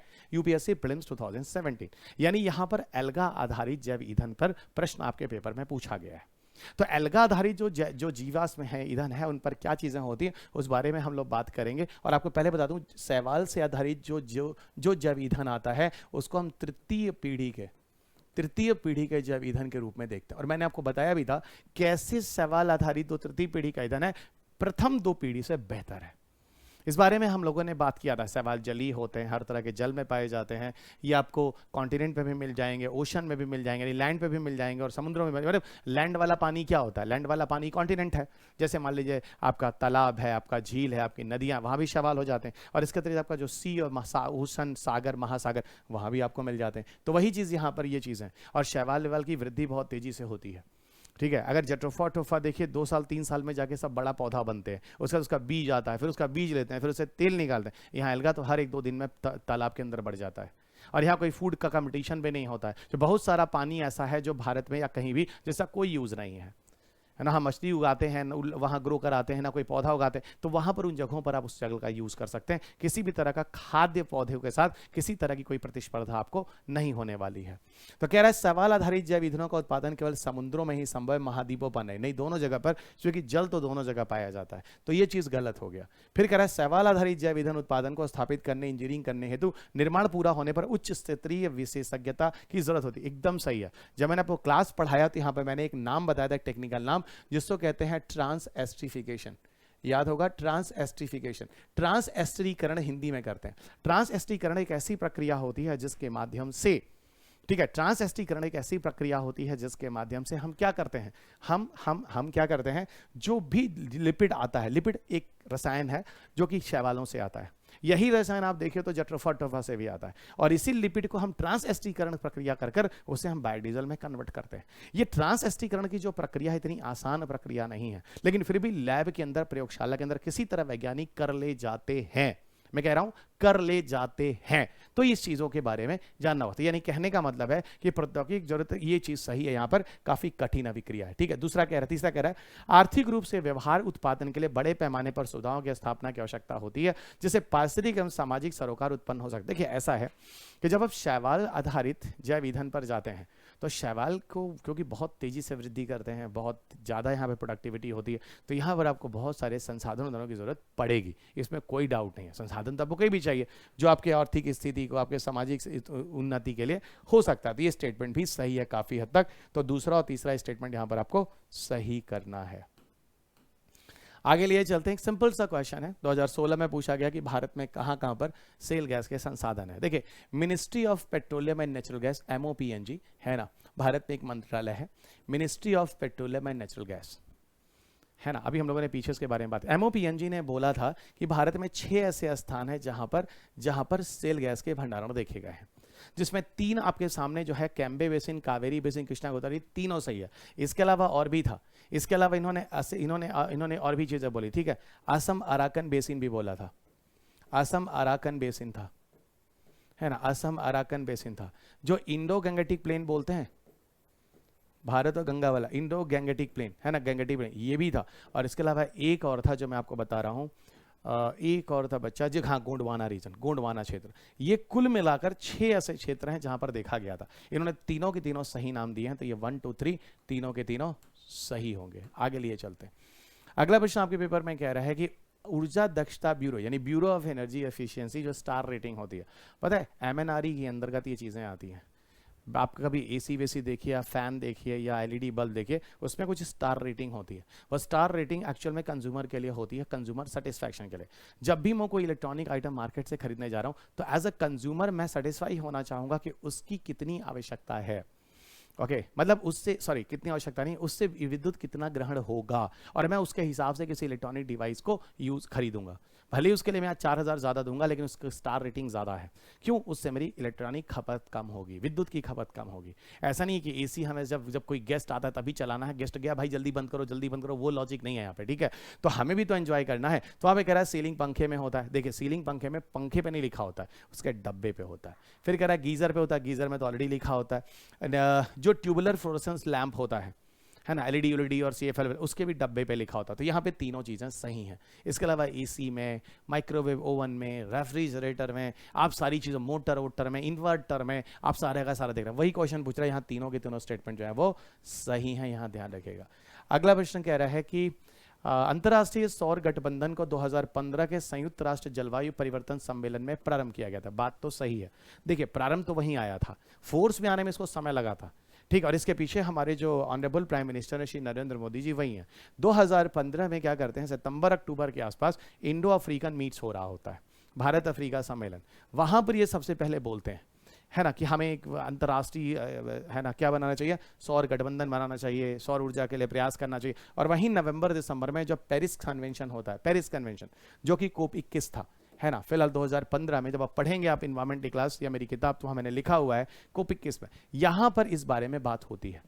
और लेकिन यहाँ पर सारे के सारे राष्ट्र इसके मेंबर नहीं है, ये इन्हें कह रहा है कि सारे के सारे यूएन के मेंबर इसके हैं। नहीं नहीं नहीं, यूएन में तो 190 के ऊपर कंट्री है, यहाँ तो आपको बताऊं तो लगभग लगभग 120 के आसपास होंगे, 121-22 के आसपास होंगे, वो भी सिग्नेटरी कंट्री। रेटिफाई करने वाले कंट्री तो फिर भी कम है। हाँ, भारत इसका सिग्नेटरी भी है, रेटिफाई भी है। तो कहने का मतलब यहाँ पर पहला स्टेटमेंट आप सही कह सकते हैं, सेकंड स्टेटमेंट जो है वो गलत है। आगे लिए चलते हैं। निम्नलिखित में से कौन सा सरकार की योजना उदय का एक प्रयोजन? अब देखिए, आपके पेपर में यूपीएससी में, आपके पेपर में यूपीएससी में स्कीम्स वगैरह पे भी क्वेश्चंस होते हैं, इस चीज को ध्यान रखिएगा। तो यहां कह रहा है निम्नलिखित में से कौन सा सरकार की योजना उदय का प्रयोजन? पता है उदय का पूरा नाम है उज्जवल डिस्कॉम एश्योरेंस योजना। ये सब आपको चैप्टर नंबर 3 में लिखा हुआ मिलेगा जब आप किताबें पढ़ेंगे। ये स्कीम 2016 में लाई जाती है और 2016 में प्रश्न पत्र भी रहता है पेपर में ही उसी समय। असल में क्या होता है, जो कंपनियां लॉस में चली जाती हैं, जो डिस्ट्रीब्यूशन कंपनियां होती हैं, डिस्कॉम, उज्जवल डिस्कॉम, डिस्कॉम क्या है? डिस्ट्रीब्यूशन कंपनीज, उनको शॉर्ट में डिस्कॉम बोला गया है। सो डिस्ट्रीब्यूशन कंपनी जो बिजलियां देश से खरीदती हैं, असल में एनटीपीसी एनएचपीसी क्या है? वो प्लेटफॉर्म है, national thermal power plant, hydro power plant, जो विद्युत का निर्माण करते हैं। इन्हीं विद्युत निर्माण वाली कंपनियों से डिस्ट्रीब्यूशन कंपनियां खरीदकर उसको कहां तक पहुंचाती? जनता तक पहुंचाती। डिस्ट्रीब्यूशन कंपनियों को जो लॉस हो रहा है, उन लॉस को बियर करने के लिए सरकार एक कंपनसेशन लाती है, फाइनेंशियल टर्न अराउंड, मौद्रिक मदद करने के लिए, जिसका नाम उदय दिया जाता है। क्योंकि मोदी जी 2015-16 के आसपास आप देखिए काफी जोर शोर से काम कर रहे होते हैं विद्युतीकरण के लिए, ग्रामीण विद्युतीकरण के लिए, जहां वो दीनदयाल उपाध्याय ग्राम ज्योति योजना लाए होते हैं। और दीनदयाल उपाध्याय ग्राम ज्योति योजना में वो कहते हैं 24/7 भारत में विद्युतीकरण करना। लेकिन ये बताओ, जब कंपनियां ही लॉस में होंगी, जो डिस्ट्रीब्यूशन करेंगी, तो भारत में 24/7 इलेक्ट्रिसिटी कैसे पॉसिबल होगी? तो यहीं पर उनको मदद देने के लिए, उनको स्ट्रेंथ देने के लिए उदय स्कीम लाया जाता है। फिलहाल इस स्कीम को मैनेज करता है स्टेट गवर्नमेंट, और स्टेट गवर्नमेंट को फाइनेंशियल मदद करता है सेंट्रल गवर्नमेंट। ठीक है, तो ये पूरा का पूरा उदय स्कीम है, जहां पर आपको मिल जाएगा विद्युत वितरण कंपनियों को वित्तीय कायापलट करने के लिए, जिसकी वजह से उनका पुनरुत्थान हो सके, उनका प्रबंधन करने के लिए उदय स्कीम को लाया गया। ये बात सही है। आगे लिए चलते हैं।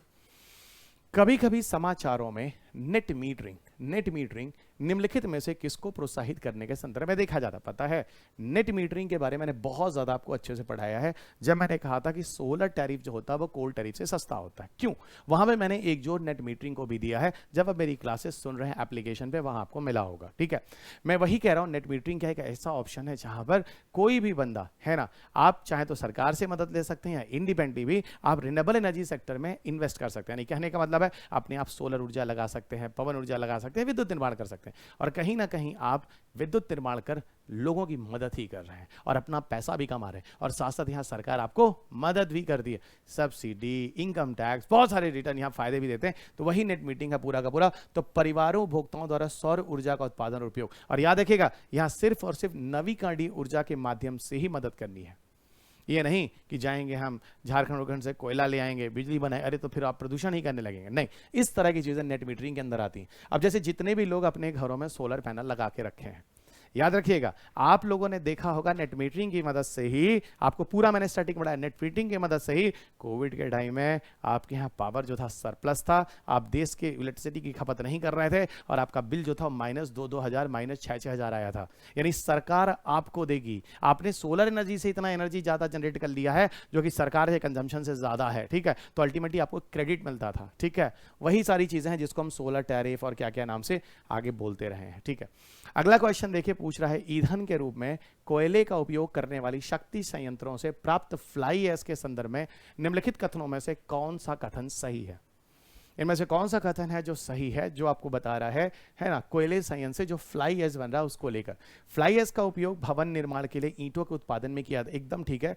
असल में क्या होता है कि फ्लाई ऐश का उपयोग ईंटों में, सीमेंट में इसलिए बहुत ज्यादा प्रयोग में लाया जाता है क्योंकि ये फायर रेजिस्टेंस वॉल बनाते हैं। ठीक है, फ्लाई ऐश का उपयोग कंक्रीट या कुछ पोर्टलैंड सीमेंट अंश की स्थापना पर रिप्लेसमेंट के रूप में किया जा सकता है। ये भी ठीक है, क्योंकि मार्केट में सबसे अच्छा इसी को माना जाता था और काफी महंगा आता है इस तरह का सीमेंट।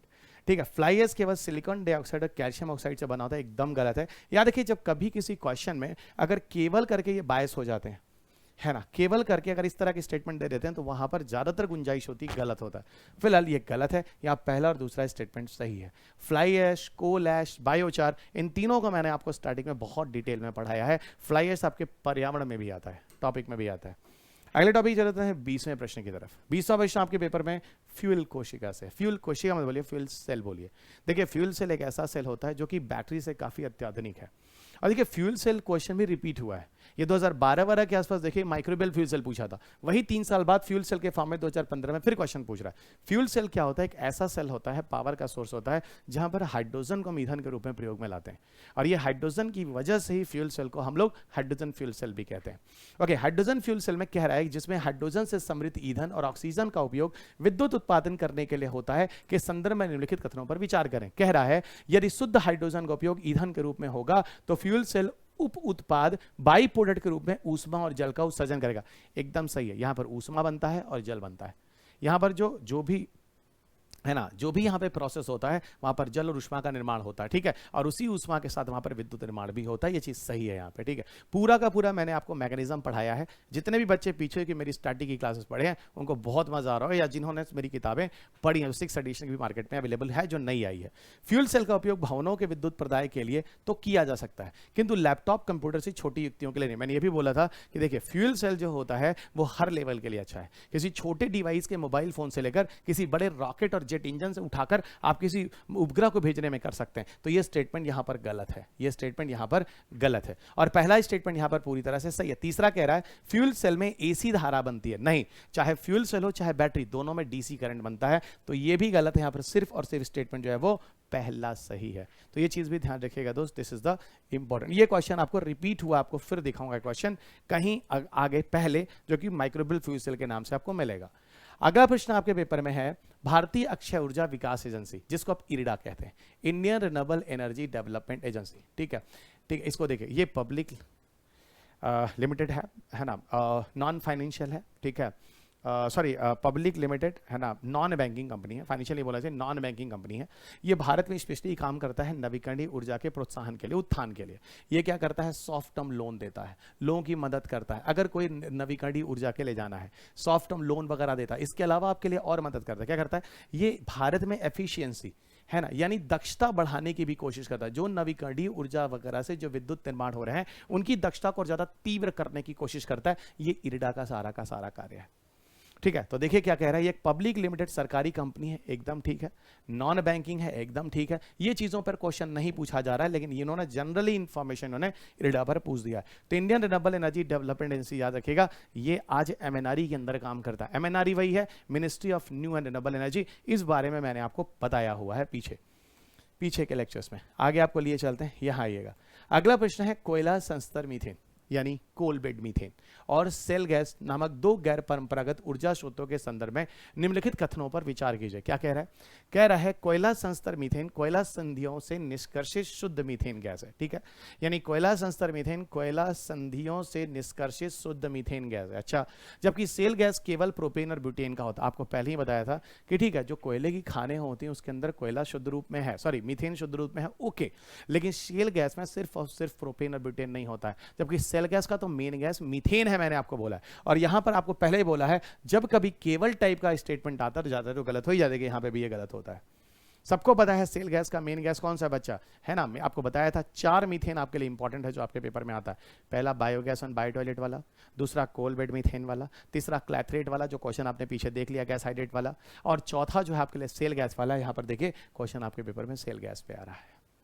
दूसरा स्टेटमेंट कह रहा है भारत में कोयला संस्तर मीथेन स्रोत बहुतायत में है, यानी जो कोयले की खानों के अंदर जो मीथेन है बहुतायत में है, किंतु अब तक सेल गैस के स्रोत नहीं पाए गए। ये क्वेश्चन 2014 में पूछा गया। आपको बताऊं, भारत में रिलायंस कंपनी ने 2011 तक ही सेल गैस की प्राप्ति का पता लगा लिया था। तो ये क्वेश्चन भी कोई करंट अफेयर्स का नहीं है, जनरल क्वेश्चन है।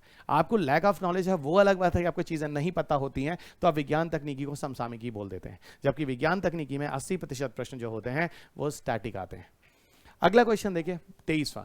भारत में ग्वार एक पौधा है जिसको अंग्रेजी भाषा में, आंग्ल भाषा में क्लस्टर बीन के नाम से कहते हैं। क्लस्टर बीन का पारंपरिक रूप से सब्जी या पशु आहार के रूप में उपयोग किया जाता है, किंतु हाल ही में इसकी खेती ने महत्व का स्थान प्राप्त किया है। इस संदर्भ में निम्नलिखित में से कौन सा कदम है? देखिए ये चीज जो थी 2014 तक ही काम की भी थी, 14 के बाद ये चीज काम की नहीं रही। हुआ क्या, असल में जो राजस्थान है वहां पर ग्वार की बड़ी पैदावार होती है। ग्वार एक दाल कुल के पौधों के अंदर आता है, लेग्यूम ग्रुप में आता है, और ये बहुत ज्यादा उपयोगी था। कहाँ, फिलहाल वहां पर जो जानवर थे उनको वो चारे के रूप में ग्वार को खाते थे, और इसी ग्वार के अंदर एक गम पाया जाता था, गोंद पदार्थ पाया जाता था, उसका डिमांड होता था विदेशों में। सेल गैस का एक हाइड्रोलिक फ्रैक्चरिंग प्रोसेस है, ठीक है, आपको स्टैटिक में मैंने पढ़ाया हुआ है। एक हाइड्रोलिक फ्रैक्चरिंग एक तकनीकी है जिसके माध्यम से सेल गैस को निकाला जाता है सेल गैस के रिजर्वों से, ठीक है, सेल गैस के रिजर्वों से, और इस प्रक्रिया में हमें ग्वार की आवश्यकता पड़ती थी। तो विदेशों से इसकी डिमांड बहुत होती थी, चाइना से, अमेरिका से, अर्जेंटीना से, अल्जीरिया से। ये वो कंट्री है जहां प्रचुर मात्रा में दुनिया में सबसे ज्यादा सेल गैस के भंडारण है। भारत भी सेल गैस के भंडारण में है, लेकिन हम 11वें नंबर पे हैं, और हमारे पास कोई बहुत अच्छी तकनीकी भी नहीं है। तो वहां पर ग्वार की बड़ी डिमांड होती थी, जिसकी वजह से हमारे जो किसान थे राजस्थान वगैरह के, काफी इनकम कर रहे थे, काफी फायदा ले रहे थे, मॉनेटरी बेनिफिट हो रहा था। और मैंने आपको हिंट कर दिया कि ये एरिया राजस्थान यानी ऐसी जगह पे पाया जाता है, ग्रो करता है जहां शुष्क अर्ध शुष्क स्थान होते हैं, यानी एरिड सेमिड एरिया होता है, ठीक है। तो ये वही चीज है, इससे बीजों में निर्मित गोंद सेल गैस के निष्कर्षण में प्रयुक्त होता है। अब होता है नहीं, अब होता था बोलेंगे। 2014-15 के बाद इसकी डिमांड कम हो गई, क्योंकि कारण क्या था, लोगों ने सिंथेटिक सेल गैस के सिंथेटिक ये क्लस्टर बीन के जो ग्वार गम्स थे वो उन्होंने उससे केमिकल वाले बना लिए। तो केमिकल बना लिए तो नेचुरल की जरूरत रुक गई। अगला क्वेश्चन कह रहा है, निम्नलिखित कथनों पर विचार कीजिए। फिर 2014 में मक्का का मंड को अंग्रेजी भाषा में स्टार्च कहते हैं, शायद आप में से काफी लोग जानते होंगे, कि उत्पादन के लिए प्रयोग किया जा सकता है। बिल्कुल सही है, मक्का में स्टार्च होता है, और आपको मैंने पीछे बताया था जैव ईंधन में कि स्टार्च से भी जैव ईंधन बनता है, सेलुलोज से भी जैव ईंधन बनता है, लिपिड से भी जैव ईंधन बनता है। तो ये चीज तो अभी आगे मिलने वाली है। तो मक्का में स्टार्च होता है, ये बात एकदम ठीक है। फिर कह रहा है मक्का से निष्कर्षित तेल जैव डीजल के लिए फीड स्टॉक हो सकता है। बिल्कुल हो सकता है, मक्का से निर्मित तेल जो होता है हम इससे जैव डीजल बना सकते हैं। अब आप कहेंगे सर मक्का से तेल कहाँ मिलता है? देखिए ऐसा है, मक्के के बीज को कार्बोहाइड्रेट जो होता है उसको फर्मेंटेशन करके एथेनॉल बना सकते हैं। ध्यान दीजिएगा, पीछे पढ़ाया था। और मक्का का जो वेस्ट आता है, जो बाई प्रोडक्ट आता है, उसको द्वितीय पीढ़ी के जैव ईंधन में ले जाकर, उसमें सेलुलोज होता है, उसको हम ले जाकर कहां कर सकते हैं? उसको हम बना सकते हैं बच्चा बायोडीजल।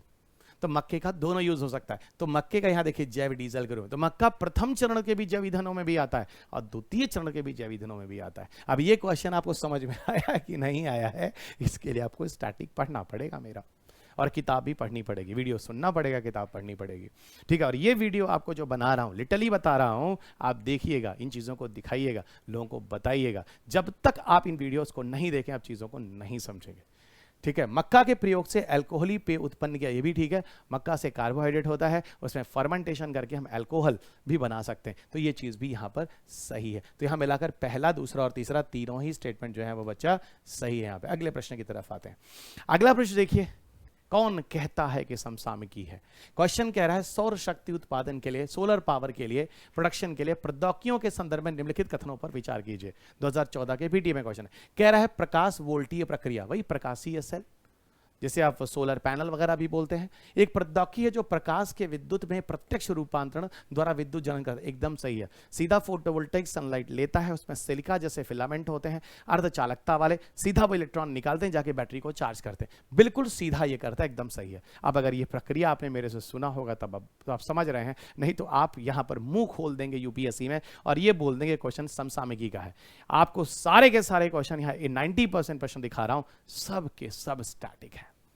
प्रॉब्लम फिर मैं वही बोल रहा हूं, कभी किसी ने इस विषय को विषय बनने ही नहीं दिया। सोचो आज मैं आपको बता दूं, भारत के हर नामी गामी संस्था में मैं ही आपको विज्ञान तकनीकी पढ़ा रहा हूं। या तो मैं पढ़ा रहा हूं या तो बाकी जगह लोग ये कह दे रहे हैं समसामयिकी कर लीजिए, निकल जाइए, ठीक है ना, कोई जरूरत नहीं है। और आप इतने प्यारे विषय को जहां से 15 क्वेश्चन आते हैं एवं ही करके निकल जा रहे हैं, जो कि बहुत बड़ा अन्याय है इस विषय के साथ। मत घबराइए, 25 जगह है ना, आपको जम्मू से लेकर कन्याकुमारी तक जितने नामी गामी संस्थाएं, आपको साफ साफ कह रहा हूं, सबके यहां मैं मिल जाऊंगा, चाहे जितने ऑनलाइन हो, जितने लोग हो, सबके यहां पढ़ाया है, ठीक है। सबके यहाँ पढ़ाता हूँ और सबके यहाँ पढ़ाता रहूंगा जब तक सांस है। और ये विज्ञान तकनीकी को जब तक मेरे शरीर में एक एक सांस, एक एक माइटोकॉन्ड्रिया रहेगा, समझाता रहूंगा और बताता रहूंगा, ठीक है। और हर जगह पर इन लोगों ने इस विषय को मजाक बना रखा है ना। इसीलिए कभी भी न्यूज़पेपर में जब कोई आर्टिकल आता, आपको कोई बैकग्राउंड तो समझ में आया ही नहीं, और कुछ भी आप किए जा रहे हैं। चलिए एक बार फिर मैंने इस पूरे वीडियो में आपको एक बार बीच में फिर डांट दिया है। डांटा नहीं है दोस्त, देखिए डांटता हमेशा वही है जो हमारी केयर करता है। हमारे माँ बाप हमेशा क्यों डांटते हैं? क्योंकि वो हमारी केयर करते हैं, वो डरते हैं। मैं आपको क्यों डांटता हूँ? इसलिए क्योंकि मैं भी आपकी केयर करता हूँ। नहीं तो सही बात है, मेरे आपसे क्या फ़र्क पड़ने वाला है? नहीं दोस्त, पड़ने वाला है। मैं एक अच्छा अध्यापक हूँ, ये मेरे कथन से नहीं होता कि दुनिया के हर अध्यापकों को लगता है कि उससे अच्छा कोई पढ़ाता नहीं है। ये बहुत बड़ा गधा होता है। मैं अपने अध्यापकों की ग्रुप को बोल रहा हूँ, खुद को भी बोल रहा हूँ, अगर मैं ऐसी बातें बोलूँ तो। ये प्रूफ बच्चा करता है, ये बच्चा प्रूफ करता है कि लिटरली उसके सिलेक्शन से प्रूफ होता है कि अध्यापक अच्छा है या नहीं है।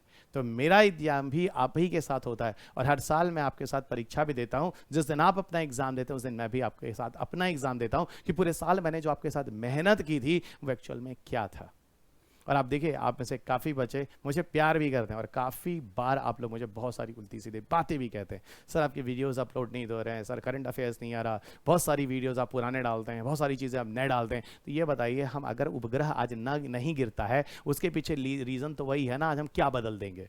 लेकिन ये चीज़ें आपको हम समझा नहीं पाएंगे। तो ऐसे केसेस में तरीका यही होता है कि एक अच्छा दिमाग, अच्छा होशियार व्यक्ति के साथ कि आर्गुमेंट करने से अच्छा उस जगह पे शांत हो जाइए, शांति से काम करने दीजिए, क्योंकि सिलेक्शन तो हो जाएगा, कहानी खत्म। ये पुराना है या नया है इससे कोई फर्क नहीं, क्योंकि कई जगह ऐसे वीडियोस होते हैं जो मैं आपको पढ़ाता हूं, तो मैं आपको स्टैटिक वाली चीज़ों को वही पुराने रिकॉर्डिंग्स डाल देता हूं। अब जैसे मान लीजिए जियो स्टेशनरी है, जियो सिंक्रोनस, उसमें क्या आज मैं बदल दूंगा। ध्रुवीय सूर्य तुल्य काली कक्षा, उसमें क्या मैं बदल दूंगा। जयमास गैसीकरण की प्रक्रिया है, क्या मैं आज बदल दूंगा। भाई आप क्या सोचते हैं कल पृथ्वी पश्चिम से पूर्व की तरफ, आज पूर्व से पश्चिम घूम जाएगी, आज मैं कुछ नया नियम पढ़ाऊंगा? नहीं दोस्त, समझ की दिक्कत है, सिर्फ आपको समझ की दिक्कत है। और जहां जहां नए नए चीजें आती, नए नए वीडियो बनते रहते हैं, नए नए वीडियोस बनते रहते हैं। देखिए, मैं वो अध्यापक हूं जो आपको क्वेश्चन पेपर दिखाता भी हूं, सिर्फ पढ़ाता ही नहीं हूं, और आपके सामने लगवाता भी हूं। और आप में से जितने भी लोग मेरे साथ फेस टू फेस क्लास कर चुके हैं वो जानते हैं। और आपको बताऊं, जितने बच्चे मेरे साथ फेस टू फेस क्लास किए हुए ना, वो भी मेरी क्लास ऑनलाइन में जरूर सुनते हैं। उनको पता है रवि सर यहाँ पर जिस तरीके से पढ़ाते हैं, उन चीज़ों को कभी उन्होंने क्लास में भी नहीं पढ़ाया या किसी ऑनलाइन प्लेटफॉर्म पर भी नहीं पढ़ाया। क्यों? क्योंकि क्लास के अंदर हम लोग को बच्चा एक लिमिट आर दिया जाता है। कोई कोचिंग कहता है 30 घंटे में विज्ञान तकनीकी खत्म कीजिए, कोई कहता है 40 घंटे में, कोई कहता है सर 60 घंटा बहुत होता है। ठीक है, कोई ऑनलाइन कहता है देखो सर 40 घंटे में खत्म कीजिए, इससे ज्यादा नहीं करना है। लेकिन यहां पर जब तक मेरा दिल करेगा तब तक मैं विज्ञान तकनीकी पढ़ाऊंगा, जब तक मैं खुद कॉन्फिडेंस में सेटिस्फाई नहीं हो जाऊंगा। तो कॉन्फिडेंस और सेटिस्फैक्शन मेरे लिए पहले जरूरी है आपसे ज्यादा। आपको लगे कोर्स बड़ा है, आपको लगे चीजें ज्यादा हैं, मैं तो पढ़ाऊंगा। आपको पढ़ना है तो पढ़ो, नहीं पढ़ना है तो नहीं पढ़ो। और इसका प्रमाण आपके सामने प्रश्न पत्र का है। मैं तो पढ़ाऊंगा फोटोवोल्टाइक कैसे काम करता है, मैं तो पढ़ाऊंगा सौर थर्मल कैसे काम करता है। और मैं यूट्यूब पर आकर हंसी मजाक करके ड्रामा नहीं करूंगा जो कि यूट्यूब पे होता है। ठीक है, और मैं अपने कभी थंबनेल पे गर्लफ्रेंड बॉयफ्रेंड भी नहीं लिखूंगा, क्योंकि मेरे को आपको अपना थंबनेल अट्रैक्टिव नहीं बनाना है। ठीक है, क्योंकि मुझे भी पता है कि नई जनरेशन है, उसको थंबनेल में उल्टी सीधी बातें लिख दो, टीचर ने बोला प्यार कैसे करते हैं। देखिए, ये सब चीजें बकवास नहीं, सीधे काम की बात करते हैं। किसी अध्यापक के लिए, एक अध्यापक के रूप में भी इस तरह के थंबनेल मुझे तो शोभा नहीं देता है। ठीक है, चलेगा। और ये भी जरूरी नहीं कि आप मुझे कितना सुनते हो, कितना फॉलो करते हो, कितना फेंकते हो। मेरे ज़मीर को ये पता चलना चाहिए कि मैंने जो काम किया वो ईमानदारी से किया है या नहीं किया। इसलिए आपको मेरे वीडियोस में सीरियसनेस ज़्यादा मिलता है। 1 घंटे की क्लास में 1 घंटा सीधे काम की बात होती है। आइएगा। ना तो मैं आपका नाम लेता हूं, ना तो मैं आपके साथ हंसी मजाक करता हूं। क्यों? क्योंकि हमेशा लाइफ में बोला गया है पढ़ाई के समय अपने आप को सीरियस कर लीजिए, क्योंकि अगर यहां आप सीरियस नहीं होंगे दोस्त, तो आपकी जिंदगी का सवाल है। मैं आपसे बार बार कहता हूं 2 से 3 साल अपनी लाइफ को सीरियस कर लीजिए। मैं ये नहीं कहता हंसना मना है, मैं नहीं कहता घूमना मना, ये चीज़ें भी ज़रूरी हैं आपको रिफ्रेश करने के लिए। ठीक है, ये चीज़ें रिफ्रेशमेंट, आपको सोना भी बहुत ज़रूरी है। क्योंकि कलाम साहब ही कहते थे, सोचो हम लोग के गुरु लोग जो हम लोग को पढ़ाए हैं कहते थे कि देखो सोना इसलिए ज़रूरी है कि आप सोते हैं तो ब्रेन को रिचार्ज करते हैं। तो विद्यार्थियों की सारी चीज़ें भी ज़रूरी है, लेकिन ये 2 साल से 3 साल का समय आप यूज़ कर लीजिए। आने वाला 20 से 30 साल 40 साल आपका एंजॉयमेंट होने वाला है। हम भी लोग प्राउड करके आपका नाम आगे वाले वर्षों में बोलते रहेंगे। और आप भी, आपके नए में जो बच्चे होंगे ना, जो जूनियर्स आएंगे, ओह अच्छा, जब आप सीनियर बन के कहीं बैठे होंगे तो आप पूछेंगे अरे ये बताओ वो रवि सर ने क्या, वो जो सैटेलाइट क्यों नहीं गिरता है, वो जो बॉल फेंक कर कॉन्सेप्ट बताया था तुमको याद है? तो वो भी बोलेगा हाँ सर हमको भी याद है, और हमको भी याद है। उस दिन आप हमें फिर याद करेंगे। तो ध्यान रखेंगे, मैं जो आपको दे रहा हूँ ना, पढ़ा के जा रहा हूँ, जाने के बाद भी ये चीज़ें आपको याद दिलाएंगी। जिन लॉजिक और जो चीज़ें मैंने विज्ञान तकनीकी में दी हैं, इन लॉजिक के साथ विज्ञान तकनीकी को पढ़ें, इसे मजाक मत बनाएं। ये 15 प्रश्न का सवाल है, 15 प्रश्न। और बच्चा 15 प्रश्न कम नहीं होता है। यहां तो एक प्रश्न में आपकी डेस्टिनी बदल जाती है, पीटी क्वालिफाई या फेल। तो आप 15 प्रश्न को सिर्फ समसामयिकी बोलकर कैसे निकल सकते हैं, जरूर सुनिएगा मेरी क्लास। अगर फेस टू फेस सुना है तब तो आप समझ रहे हैं मेरी क्लासेस को, क्योंकि इंडिया के हर इंस्टीट्यूशन में आपको पढ़ा ही रहा हूं मैं। पढ़ाया है या पढ़ाया था या भगा दिया गया या बुलाया गया, लेकिन हाँ मैं जुड़ा हर किसी से हूँ आज भी। जब गाड़ी फंसती है तो मैं पहुंच जरूर जाता हूँ हर किसी के यहाँ। वैसे मैं कभी किसी के यहाँ नहीं भी पढ़ाता हूँ, कभी किसी के यहाँ पढ़ाता भी हूँ।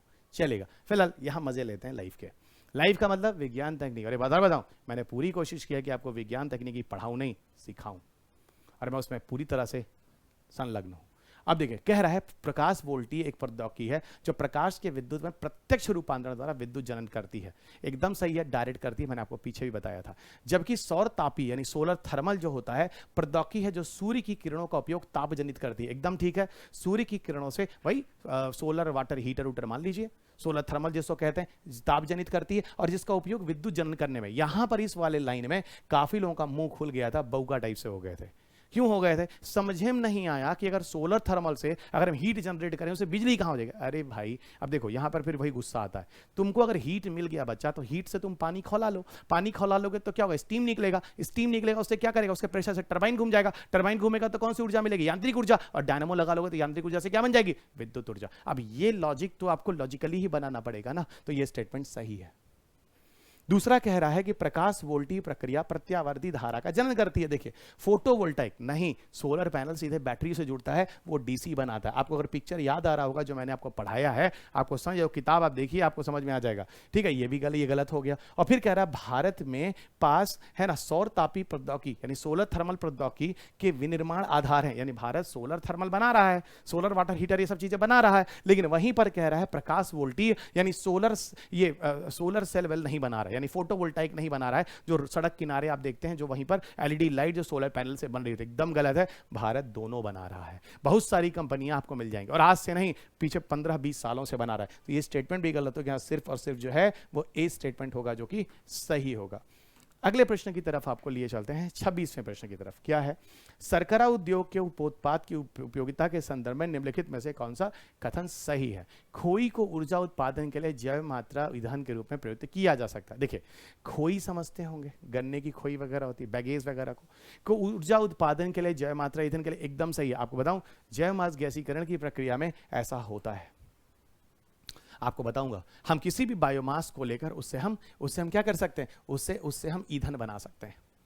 ठीक है, बना सकते हैं। ठीक है, सीरे को कृत्रिम रासायनिक उर्वरकों के उत्पादन में, वही मोलासेस वगैरह है ना, आपको बताऊं बहुत सारे चीनी मिल के पास जब आप गुजरते हैं तो वहाँ पे स्मेल आती है। क्यों आती है पता है? उसके जो सीरे और इस तरह की मोलासेस तरह की चीज़ों से सड़ने वाली चीज़ों उसको किनारे डाल दी जाती हैं, वो सड़ती हैं, सड़ने के बाद सूखती हैं बच्चा, और सूखने के बाद उर्वरक भी हो जाती हैं। ये चीज़ भी सही है ना। और कह रहा है कृत्रिम रासायनिक उर्वरकों के उत्पादन के लिए एक भरण स्टॉक की तरह प्रयुक्त किया था। एग्जैक्टली उन सबको ले जाकर जब कृत्रिम रासायन उर्वरक बना रहे होते हैं उनमें उन सीरे की चीजों को मिला दिया जाता है। ये चीज सही है, ठीक है। लेकिन यहाँ पर जो स्रोत होता है कुछ नेचुरल सोर्स भी होते हैं, क्योंकि सीरा तो पौधा वाला है ना, केमिकल पूरी तरह से थोड़ी ना है। सीरे को एथेनॉल उत्पादन के लिए प्रयुक्त किया, एकदम ठीक है। सीरे में भी क्या मिल जाएगा, सीरे में आपको मिल जाएगा क्या, कार्बोहाइड्रेट, और कार्बोहाइड्रेट में किण्वन करके क्या कर सकते हैं, किण्वन की प्रक्रिया से अल्कोहल बना सकते हैं। तो यहाँ पर 1 2 3 तीनों स्टेटमेंट यहाँ पे सही होने वाला है। आगे लिए चलते हैं। अगला प्रश्न है 27वां। क्या कह रहा है, निम्नलिखित में से कौन सा स्टेटमेंट भारतीय कोयले के लिए सही है। आपको याद आ रहा है ये क्वेश्चन 2020 के पीटी में भी आया था। क्या कह रहा है, उच्च भस्म अंश है कोल ऐश। यहां पर अच्छा खासा कोल ऐश मिलता है। बताइए, ये क्वेश्चन आपको रिपीट मारा कि नहीं मारा? तो भारत के कोयले में कोल ऐश मिलता है क्योंकि भारत के पास अच्छा कोयला है नहीं, अच्छी तरह जलता नहीं है, तो हमारे पास ऐश कंटेंट ज्यादा बनता है। दूसरा कह रहा है निम्न सल्फर अंश। देखिए, ये चीज एक बेनिफिट है जो मैंने आपको पीछे क्लास में पढ़ाया हुआ है, बुक में भी लिखा है। भारत कोयला एक मामले में बहुत अच्छा है। हमारे कोयले में कार्बन और नाइट्रोजन की मात्रा तो बहुत है, लेकिन सल्फर की मात्रा कम है। इसलिए हमारा कोयला जब जलता है तो सल्फर डाइऑक्साइड की मात्रा कम आती है, CO2 और नॉक्सिस की मात्रा ज्यादा आती है, और सल्फर डाइऑक्साइड CO2 नॉक्स की अपेक्षा सबसे ज्यादा खतरनाक है। ये आपके लिए भी, अन्य जंतुओं के लिए भी, पौधों के लिए भी क्लोरोसिस, ड्वार्फिज्म, स्टंटिंग बहुत सारी समस्या जनरेट करता है। तो यहां पर एक चीज है जो भारत के लिए अच्छा, निम्न सल्फर अंश है सही है, उच्च भस्म अंश है सही है। फिर कह रहा है निम्न भस्म संलग्न तापमान, यानी कहने का मतलब है आपको अधिक फ्यूजन टेम्परेचर चाहिए, है ना, अधिक फ्यूजन टेम्परेचर पर निम्न भस्म, है ना, मतलब यहां पर कह रहा है निम्न भस्म संलग्न तापमान। यानी हमारे पास जो भस्म होता है, यानी जो राख होती है, वो निम्न स्तर पर आती है तापमान के हिसाब से। गलत है। देखिए यहाँ पर बताते हैं, हमारे यहाँ तापमान, क्योंकि कोयला अच्छा जलता ही नहीं है, जब कोयला अच्छा जलता ही नहीं है, फ्यूजन टेम्परेचर अच्छा होता ही नहीं है, तो यहाँ पर आप अपने आप कह सकते हैं कि भस्म होने के पीछे कारण सबसे बड़ा जो रीजन है वो तापमान और उसे कार्बन के कंटेंट पर ही है। यानी कहने का मतलब ये अभी स्टेटमेंट पूरी तरह से गलत जा रहा है। ये पूरा लॉजिक मैंने आपको समझाया हुआ है। तो यहाँ पहला और दूसरा स्टेटमेंट है जो आपको सही मिलेगा, इस चीज को ध्यान रखिएगा। अगले प्रश्न की तरफ लिए चलते हैं। देखिए आ गया ना, जैव मास गैसीकरण, पायरोलिसिस 2019। ठीक है, अब बताइए मैं आपको डांटूं या प्यार करूं या समझाऊं? ये क्वेश्चन पूछ रहा है नहीं। देखिए मैंने क्या बोला था, 2012 का क्वेश्चन 2019 में, 2019 का क्वेश्चन 2020 में, अब 2012 में भी समसामयिकी था, 2019 में भी समसामयिकी था, 2020 में भी समसामयिकी था, तो भाई हम आपको बोलें क्या? इसका मतलब आप विषय को समझ ही नहीं पाए, आज तक समझ ही नहीं पाए। तो ठीक है, देखते हैं जैव मास गैसीकरण के बारे में कौन सा स्टेटमेंट सही है। इसमें क्या कह रहा है? कह रहा है कौन से कथन सही है 2012। पहला कह रहा है नारियल आवरण, मूंगफली का छिलका, धान की भूसी का उपयोग जैव भार गैसीकरण के लिए किया जा सकता है। एकदम किया जा सकता है। जितने भी जैव मास हैं जिनको हम जला सकते हैं अच्छे तरीके से, सबको किया जा सकता है। ऐसा है, ठंडी के टाइम में स्टबल बर्निंग सुने हो आप लोग? स्टबल बर्निंग है ना, लोग पुआल होते हैं, इस तरह की चीज़ों को जो खेतों के अवशेष होते हैं जला देते हैं। ठीक है, वो सब धुआं करते हैं। और वहीं पर आपको बताऊं, जैसे क्वायर है, नारियल का आवरण है, बाहर का छिलका, मूंगफली का छिलका है, धान की भूसी है, इस सब को लीजिए और इस सब का बायोमास को ले जाकर जलाइए जैवमास गैसीकरण प्रक्रिया में, वही पैरोलिसिस में, और यहाँ पे मीथेन बनाकर इलेक्ट्रिसिटी बनाइए। ये चीज़ है। ठीक है, तो यहाँ पर जैवभार गैसीकरण के लिए किया सकते, एकदम ठीक है, पहला स्टेटमेंट। दूसरा कह रहा है जैवभार गैसीकरण द्वारा जनित ज्वलनशील गैसों में केवल हाइड्रोजन कार्बन, एकदम गलत है। मुख्य गैस तो मीथेन ही होती है, हाइड्रोजन भी आता है, सब ठीक है। तो ये केवल करके देखिए फिर गलत हो गया, केवल वाले स्टेटमेंट कर देना, ये गलत हो गया। फिर कह रहा है जैवभार गैसीकरण द्वारा जनित ज्वलनशील गैसों को ऊष्मा उत्पादन में सीधे ही उपयोग कर सकते हैं, लेकिन अंतर्वहन इंजनों में नहीं। गलत है। यहां पर जो मीथेन आता है आप उसको सीधा का सीधा कंबशन इंजन में ले जा सकते हैं। कंबशन, जैसे हम आपको ये एक बात बता दें, जैसे जब आप मीथेन वाला इंजन यानी सीएनजी यूज करते हैं तो सीधे उसको ले जाके गाड़ी में जलाते हैं और उससे ऊष्मा बनाकर गाड़ी चलाते हैं। हम लोग की गाड़ी जो होती है वो हीट इंजन होती है, और गाड़ी में जो हीट या ऊष्मा निकलती है उसके पीछे ईंधन होता है। तो मीथेन सीधा ऊष्मा जनित कर गाड़ी को निकाल सकता है, चला सकता है, यानी ऊष्मा जनित कर सीधा इलेक्ट्रिसिटी और ऊर्जा बना सकता है। तो ये कह रहा है अंतर्वहन इंजनों में नहीं, गलत है। कंबशन इंजन अंतर्वहन इंजनों में भी प्रयोग में लाया जाता है। तो यहाँ सिर्फ और सिर्फ केवल एक होगा, बाकी सारे स्टेटमेंट गलत। ये भी मैंने आपको ढंग से पढ़ाया है। अगले प्रश्न की तरफ आते हैं। क्वेश्चन नंबर 929 में कह रहा है केंद्रीय बजट 2011-12 में जैव मूल एस्फाल्ट यानी बायो एस्फाल्ट पर मूल सीमा शुल्क की पूरी छूट प्रदान की गई है। इस पदार्थ का क्या महत्व? यानी ये ऐसा है, देखिए हम आपको एक बात बताते हैं, जो एस्फाल्ट था, एस्फाल्ट की जगह सरकार ने बायो एस्फाल्ट के प्रयोग पर बल दिया था और उसके बारे में उन्होंने प्रोविजन लाया था 2011-12। फिर आज के संदर्भ में ठीक नहीं है ये, लेकिन फिर भी मैंने आपको ये चीज पढ़ाई है ताकि क्वेश्चन पेपर जरूर सॉल्व कर लें। बायो एस्फाल्ट जो होता है वो बायोमास से आता है। बायोमास समझते होंगे, जो पत्तियां पौधे हैं उनसे निकाल के बनाया जाता है, उनसे बनाया जाता है। ठीक है, और जो भी चीजों में बायो शब्द आ जाता है, मैंने आपको बताया था, वो पर्यावरण फ्रेंडली होते हैं, काफी हद तक वो पर्यावरण के लिए बेटर होते हैं। तो कह रहा है पारंपरिक एस्फाल्ट के विपरीत बायो एस्फाल्ट जीवाश्म ईंधनों पर आधारित नहीं होता। एकदम ठीक है, यह जीवाश्म ईंधन नहीं है, बायोमासेस हैं जो है, पहली चीज है। दूसरा कह रहा है बायो एस्फाल्ट अनवीकरणीय नॉन रिन्यूएबल साधनों से निर्मित हो सकता है। देखिए अनवीकरणीय प्रोसेस से बायो एस्फाल्ट नहीं निर्मित होगा, है ना, ये ध्यान रखिएगा। ठीक है, बायो एस्फाल्ट के लिए हम लोग यहाँ पे क्या करेंगे, यहाँ पर बायो एस्फाल्ट बनाने के लिए हम लोग बायोलॉजिकल एक्टिविटी करेंगे। ठीक है, याद रखिएगा। ठीक है, यहाँ पर। और तीसरा कह रहा है, ये गलत हो गया, तीसरा कह रहा है बायो एस्फाल्ट जैव अवशिष्ट पदार्थों से निर्मित हो सकता है। एकदम ठीक है, जो भी जैव वेस्ट मटेरियल होते हैं बायोमास उससे कर सकते हैं। और बायो एस्फाल्ट सड़कों की ऊपरी सतह पर बिछाना पारिस्थितिकी के अनुकूल है। एकदम ठीक है। ठीक है, इससे किसी भी तरह कोई प्रदूषण नहीं, क्योंकि एस्फाल्ट वगैरह तो जब सड़कों पे बिछाए जाते थे जलाकर तो वो काफी प्रदूषण करते थे। इवन आज भी लोग एस्फाल्ट करते हैं, काफी मेरे बच्चे जो सिविल इंजीनियरिंग कर रहे हैं और कह रहे हैं सर आज भी एस्फाल्ट कर रहे हैं, तो ठीक है, तो लॉजिकली सही नहीं है, जबकि एस्फाल्ट को हटाकर सरकार ने बायो एस्फाल्ट पर जोर दे दिया था पहले ही। ठीक है, लोग कर रहे हैं तो गलत काम कर रहे हैं, पर्यावरण प्रदूषण भी अच्छी खासी मात्रा में कर रहा है। अब देखिए जितने भी प्रश्न थे आपके चैप्टर नंबर 3 में, कुल 30 प्रश्न से सारे के सारे 30 प्रश्नों को मैंने यहाँ पर आपको हल करा दिया है। बाकी ये टेलीग्राम चैनल है जहाँ से आप PDF ले लीजिएगा, ये फेसबुक पेज और इंस्टाग्राम है, क्योंकि सोशल मीडिया पर आप लोग बहुत एक्टिव हैं, तो आपकी वजह से मैं भी यहाँ पर एक्टिव मिल जाता हूँ आपको। आप मुझे यहाँ भी फॉलो कर सकते हैं मेरे सारे अपडेट्स के लिए। और यूट्यूब पर मेरे जो वीडियोज़ होते हैं वो डॉक्टर रवि एग्रीज क्लासेस पूर्वांचल है, इस पर आपको मिल जाते हैं, सारे ऑथेंटिक टू द पॉइंट्स काम काम की बात, नो बकवास वाले वीडियोस। तो यहाँ मेरे साथ जुड़कर अपना पूरा का पूरा फायदा ले सकते हैं मुझसे, जिसकी वजह से मैं आप तक गाँव तक घरों घरों तक जुड़ सकता हूँ। और दूसरी बात, मैं बहुत ज़्यादा कभी किसी पेमेंट करके अपने यूट्यूब को प्रमोट भी नहीं करता हूँ, ठीक है, क्योंकि मुझे भी पता है कि अगर आप पेमेंट कर दीजिए यूट्यूब पे तो आपके व्यूज़ बढ़ते हैं, आपके लाइक्स बढ़ते हैं, आपके सब्सक्राइबर बढ़ते हैं। मैंने ऐसा कुछ भी नहीं करता हूँ, ये मैं आपको साफ साफ कह देता हूँ। यहाँ जेन्युइन लोग हैं और जेन्युइन लोग ही रहेंगे जो लोग सीरियस हैं, और ये चीज़ मैं आपको साफ साफ कह देता हूँ, ठीक है। और यही है कि मेरा जो भी चीज़ है, मेरे बच्चे हैं, बच्चे ही बच्चों को बताते हैं, बच्चे ही बच्चों को जोड़ते हैं, ठीक है। इसीलिए मैं बहुत स्लो आदमी हूँ। आज भी 2022 में रह 22-23 में रह किस में रहा हूँ, मैं आज भी 20 साल पुरानी जगह पे रह रहा हूँ, क्योंकि मैं उन्हीं चीज़ों पर भरोसा करता हूँ। चुपचाप बच्चों से जुड़ते रहेंगे, अपना काम और रोजी रोटी चलती रहेगी। जितने जुड़ जाएंगे, नहीं जुड़ेंगे, अपनी डेस्टिनी है। जब कोर्स 999 में लॉन्च करता हूँ तो सर अब तो कोर्स का प्राइस 799 हो गया है, 7999 हो गया। सर हम क्या करें, 999 वाला दे दो। भाई हम नहीं दे पाएंगे, क्योंकि जब कोर्स लॉन्च हुआ था उस समय जिनके एप्लीकेशन को मैं यूज़ कर रहा हूँ उन्होंने ऑफर दिया था। बार बार ये ऑफर नहीं मिलता है। अभी 799 में ही आपको 7999 में ही मेरे कोर्सेज हैं 8000 रुपये में 1 रुपये कम, जो आपको विज्ञान तकनीकी मिलता है। तो मैं वही कहता हूँ, जब समय पे जब आपको ऑफर मिल जाता है तो आप ले लीजिए। आप अभी काफ़ी बच्चे कैसे मुझे पता नहीं चला, तो इसमें हम क्या कर लें दोस्त। 5 से 7 बार हमने रिक्वेस्ट करा कर उस प्राइस को रखा था। अब क्या हुआ, अब वो प्राइस काफ़ी हो गया, अब 7999 हो गया। अब आपको वही लेना पड़ेगा। और कभी कभी अगर वो एप्लीकेशंस इनके थ्रू हम ले रहे हैं, आपको क्लासेस दे रहे हैं, अगर वो छूट देते हैं तो आप उस छूट को लीजिए। अभी जैसे इस समय वही बात मैं आपको बताना रहा हूँ कि अभी जो प्राइसेस है आपको 2999 में दिया जा रहा है। पूर्वांचल इस ऐप पर आपको सारा का सारा कोर्स मिल रहा है, आप वहाँ ले लीजिएगा। और साथ ही साथ इसके अलावा मैं आपको फेस टू फेस कक्षाएं गोरखपुर में ही देता हूँ। हमारी एक संस्था है, दिल्ली के सारे अध्यापकों द्वारा आपको फेस टू फेस कक्षाएं दी जाती हैं। आप वहां भी जुड़कर पूरा फेस टू फेस कक्षाएं भी कर सकते हैं। और दिल्ली के अध्यापकों द्वारा सारी की सारी कक्षाएं हैं, तो यहाँ पर आपको प्रोफेशनल टीचर्स भी मिल जाते हैं। वही टीचर्स जो आपको डिफरेंट प्लेटफॉर्म पे पढ़ाते हुए मिल जाएंगे, किसी नामी का भी संस्थाओं में। इसके अतिरिक्त विज्ञान प्रौद्योगिकी की किताब है जो आप में से हर किसी को पढ़ना है, पढ़ना ही पढ़ना है। और शॉर्टकट में अगर पढ़ना है तो मैं आपसे रिक्वेस्ट करूंगा कि आप मुझे ना सुने, आप अपना समय व्यर्थ में बर्बाद ना करें, ठीक है। मेरी आपसे गुजारिश है, जो भी लोग जल्दीबाजी में हैं वो मेरे कोर्स को ना लें और ना अपने समय को बर्बाद करें, ठीक है। तो आप देख लीजिए, कोई मार्केट में 20 पन्ने की किताब हो, कोई 40 पन्ने की किताब हो, कोई समसामयिकी का नोट्स आ जाए, आप लेके आप निकल लीजिए, ठीक है, चलेगा। पूरा भारत विज्ञान तकनीकी पढ़िए। और ये दिवाली ऑफर है, आपके सामने दिया जा रहा है। ये कोर्सेज यूट्यूब पे आपको कुछ मैं डाल देता हूँ, कुछ अपने स्टैटिक क्लासेस जो आपको लगातार एप्लीकेशन पे देता हूँ। रीज़न ये है ताकि आपको समझ में आ जाए गुणवत्ता क्या है और यहाँ पर क्या चल रहा है, ठीक है।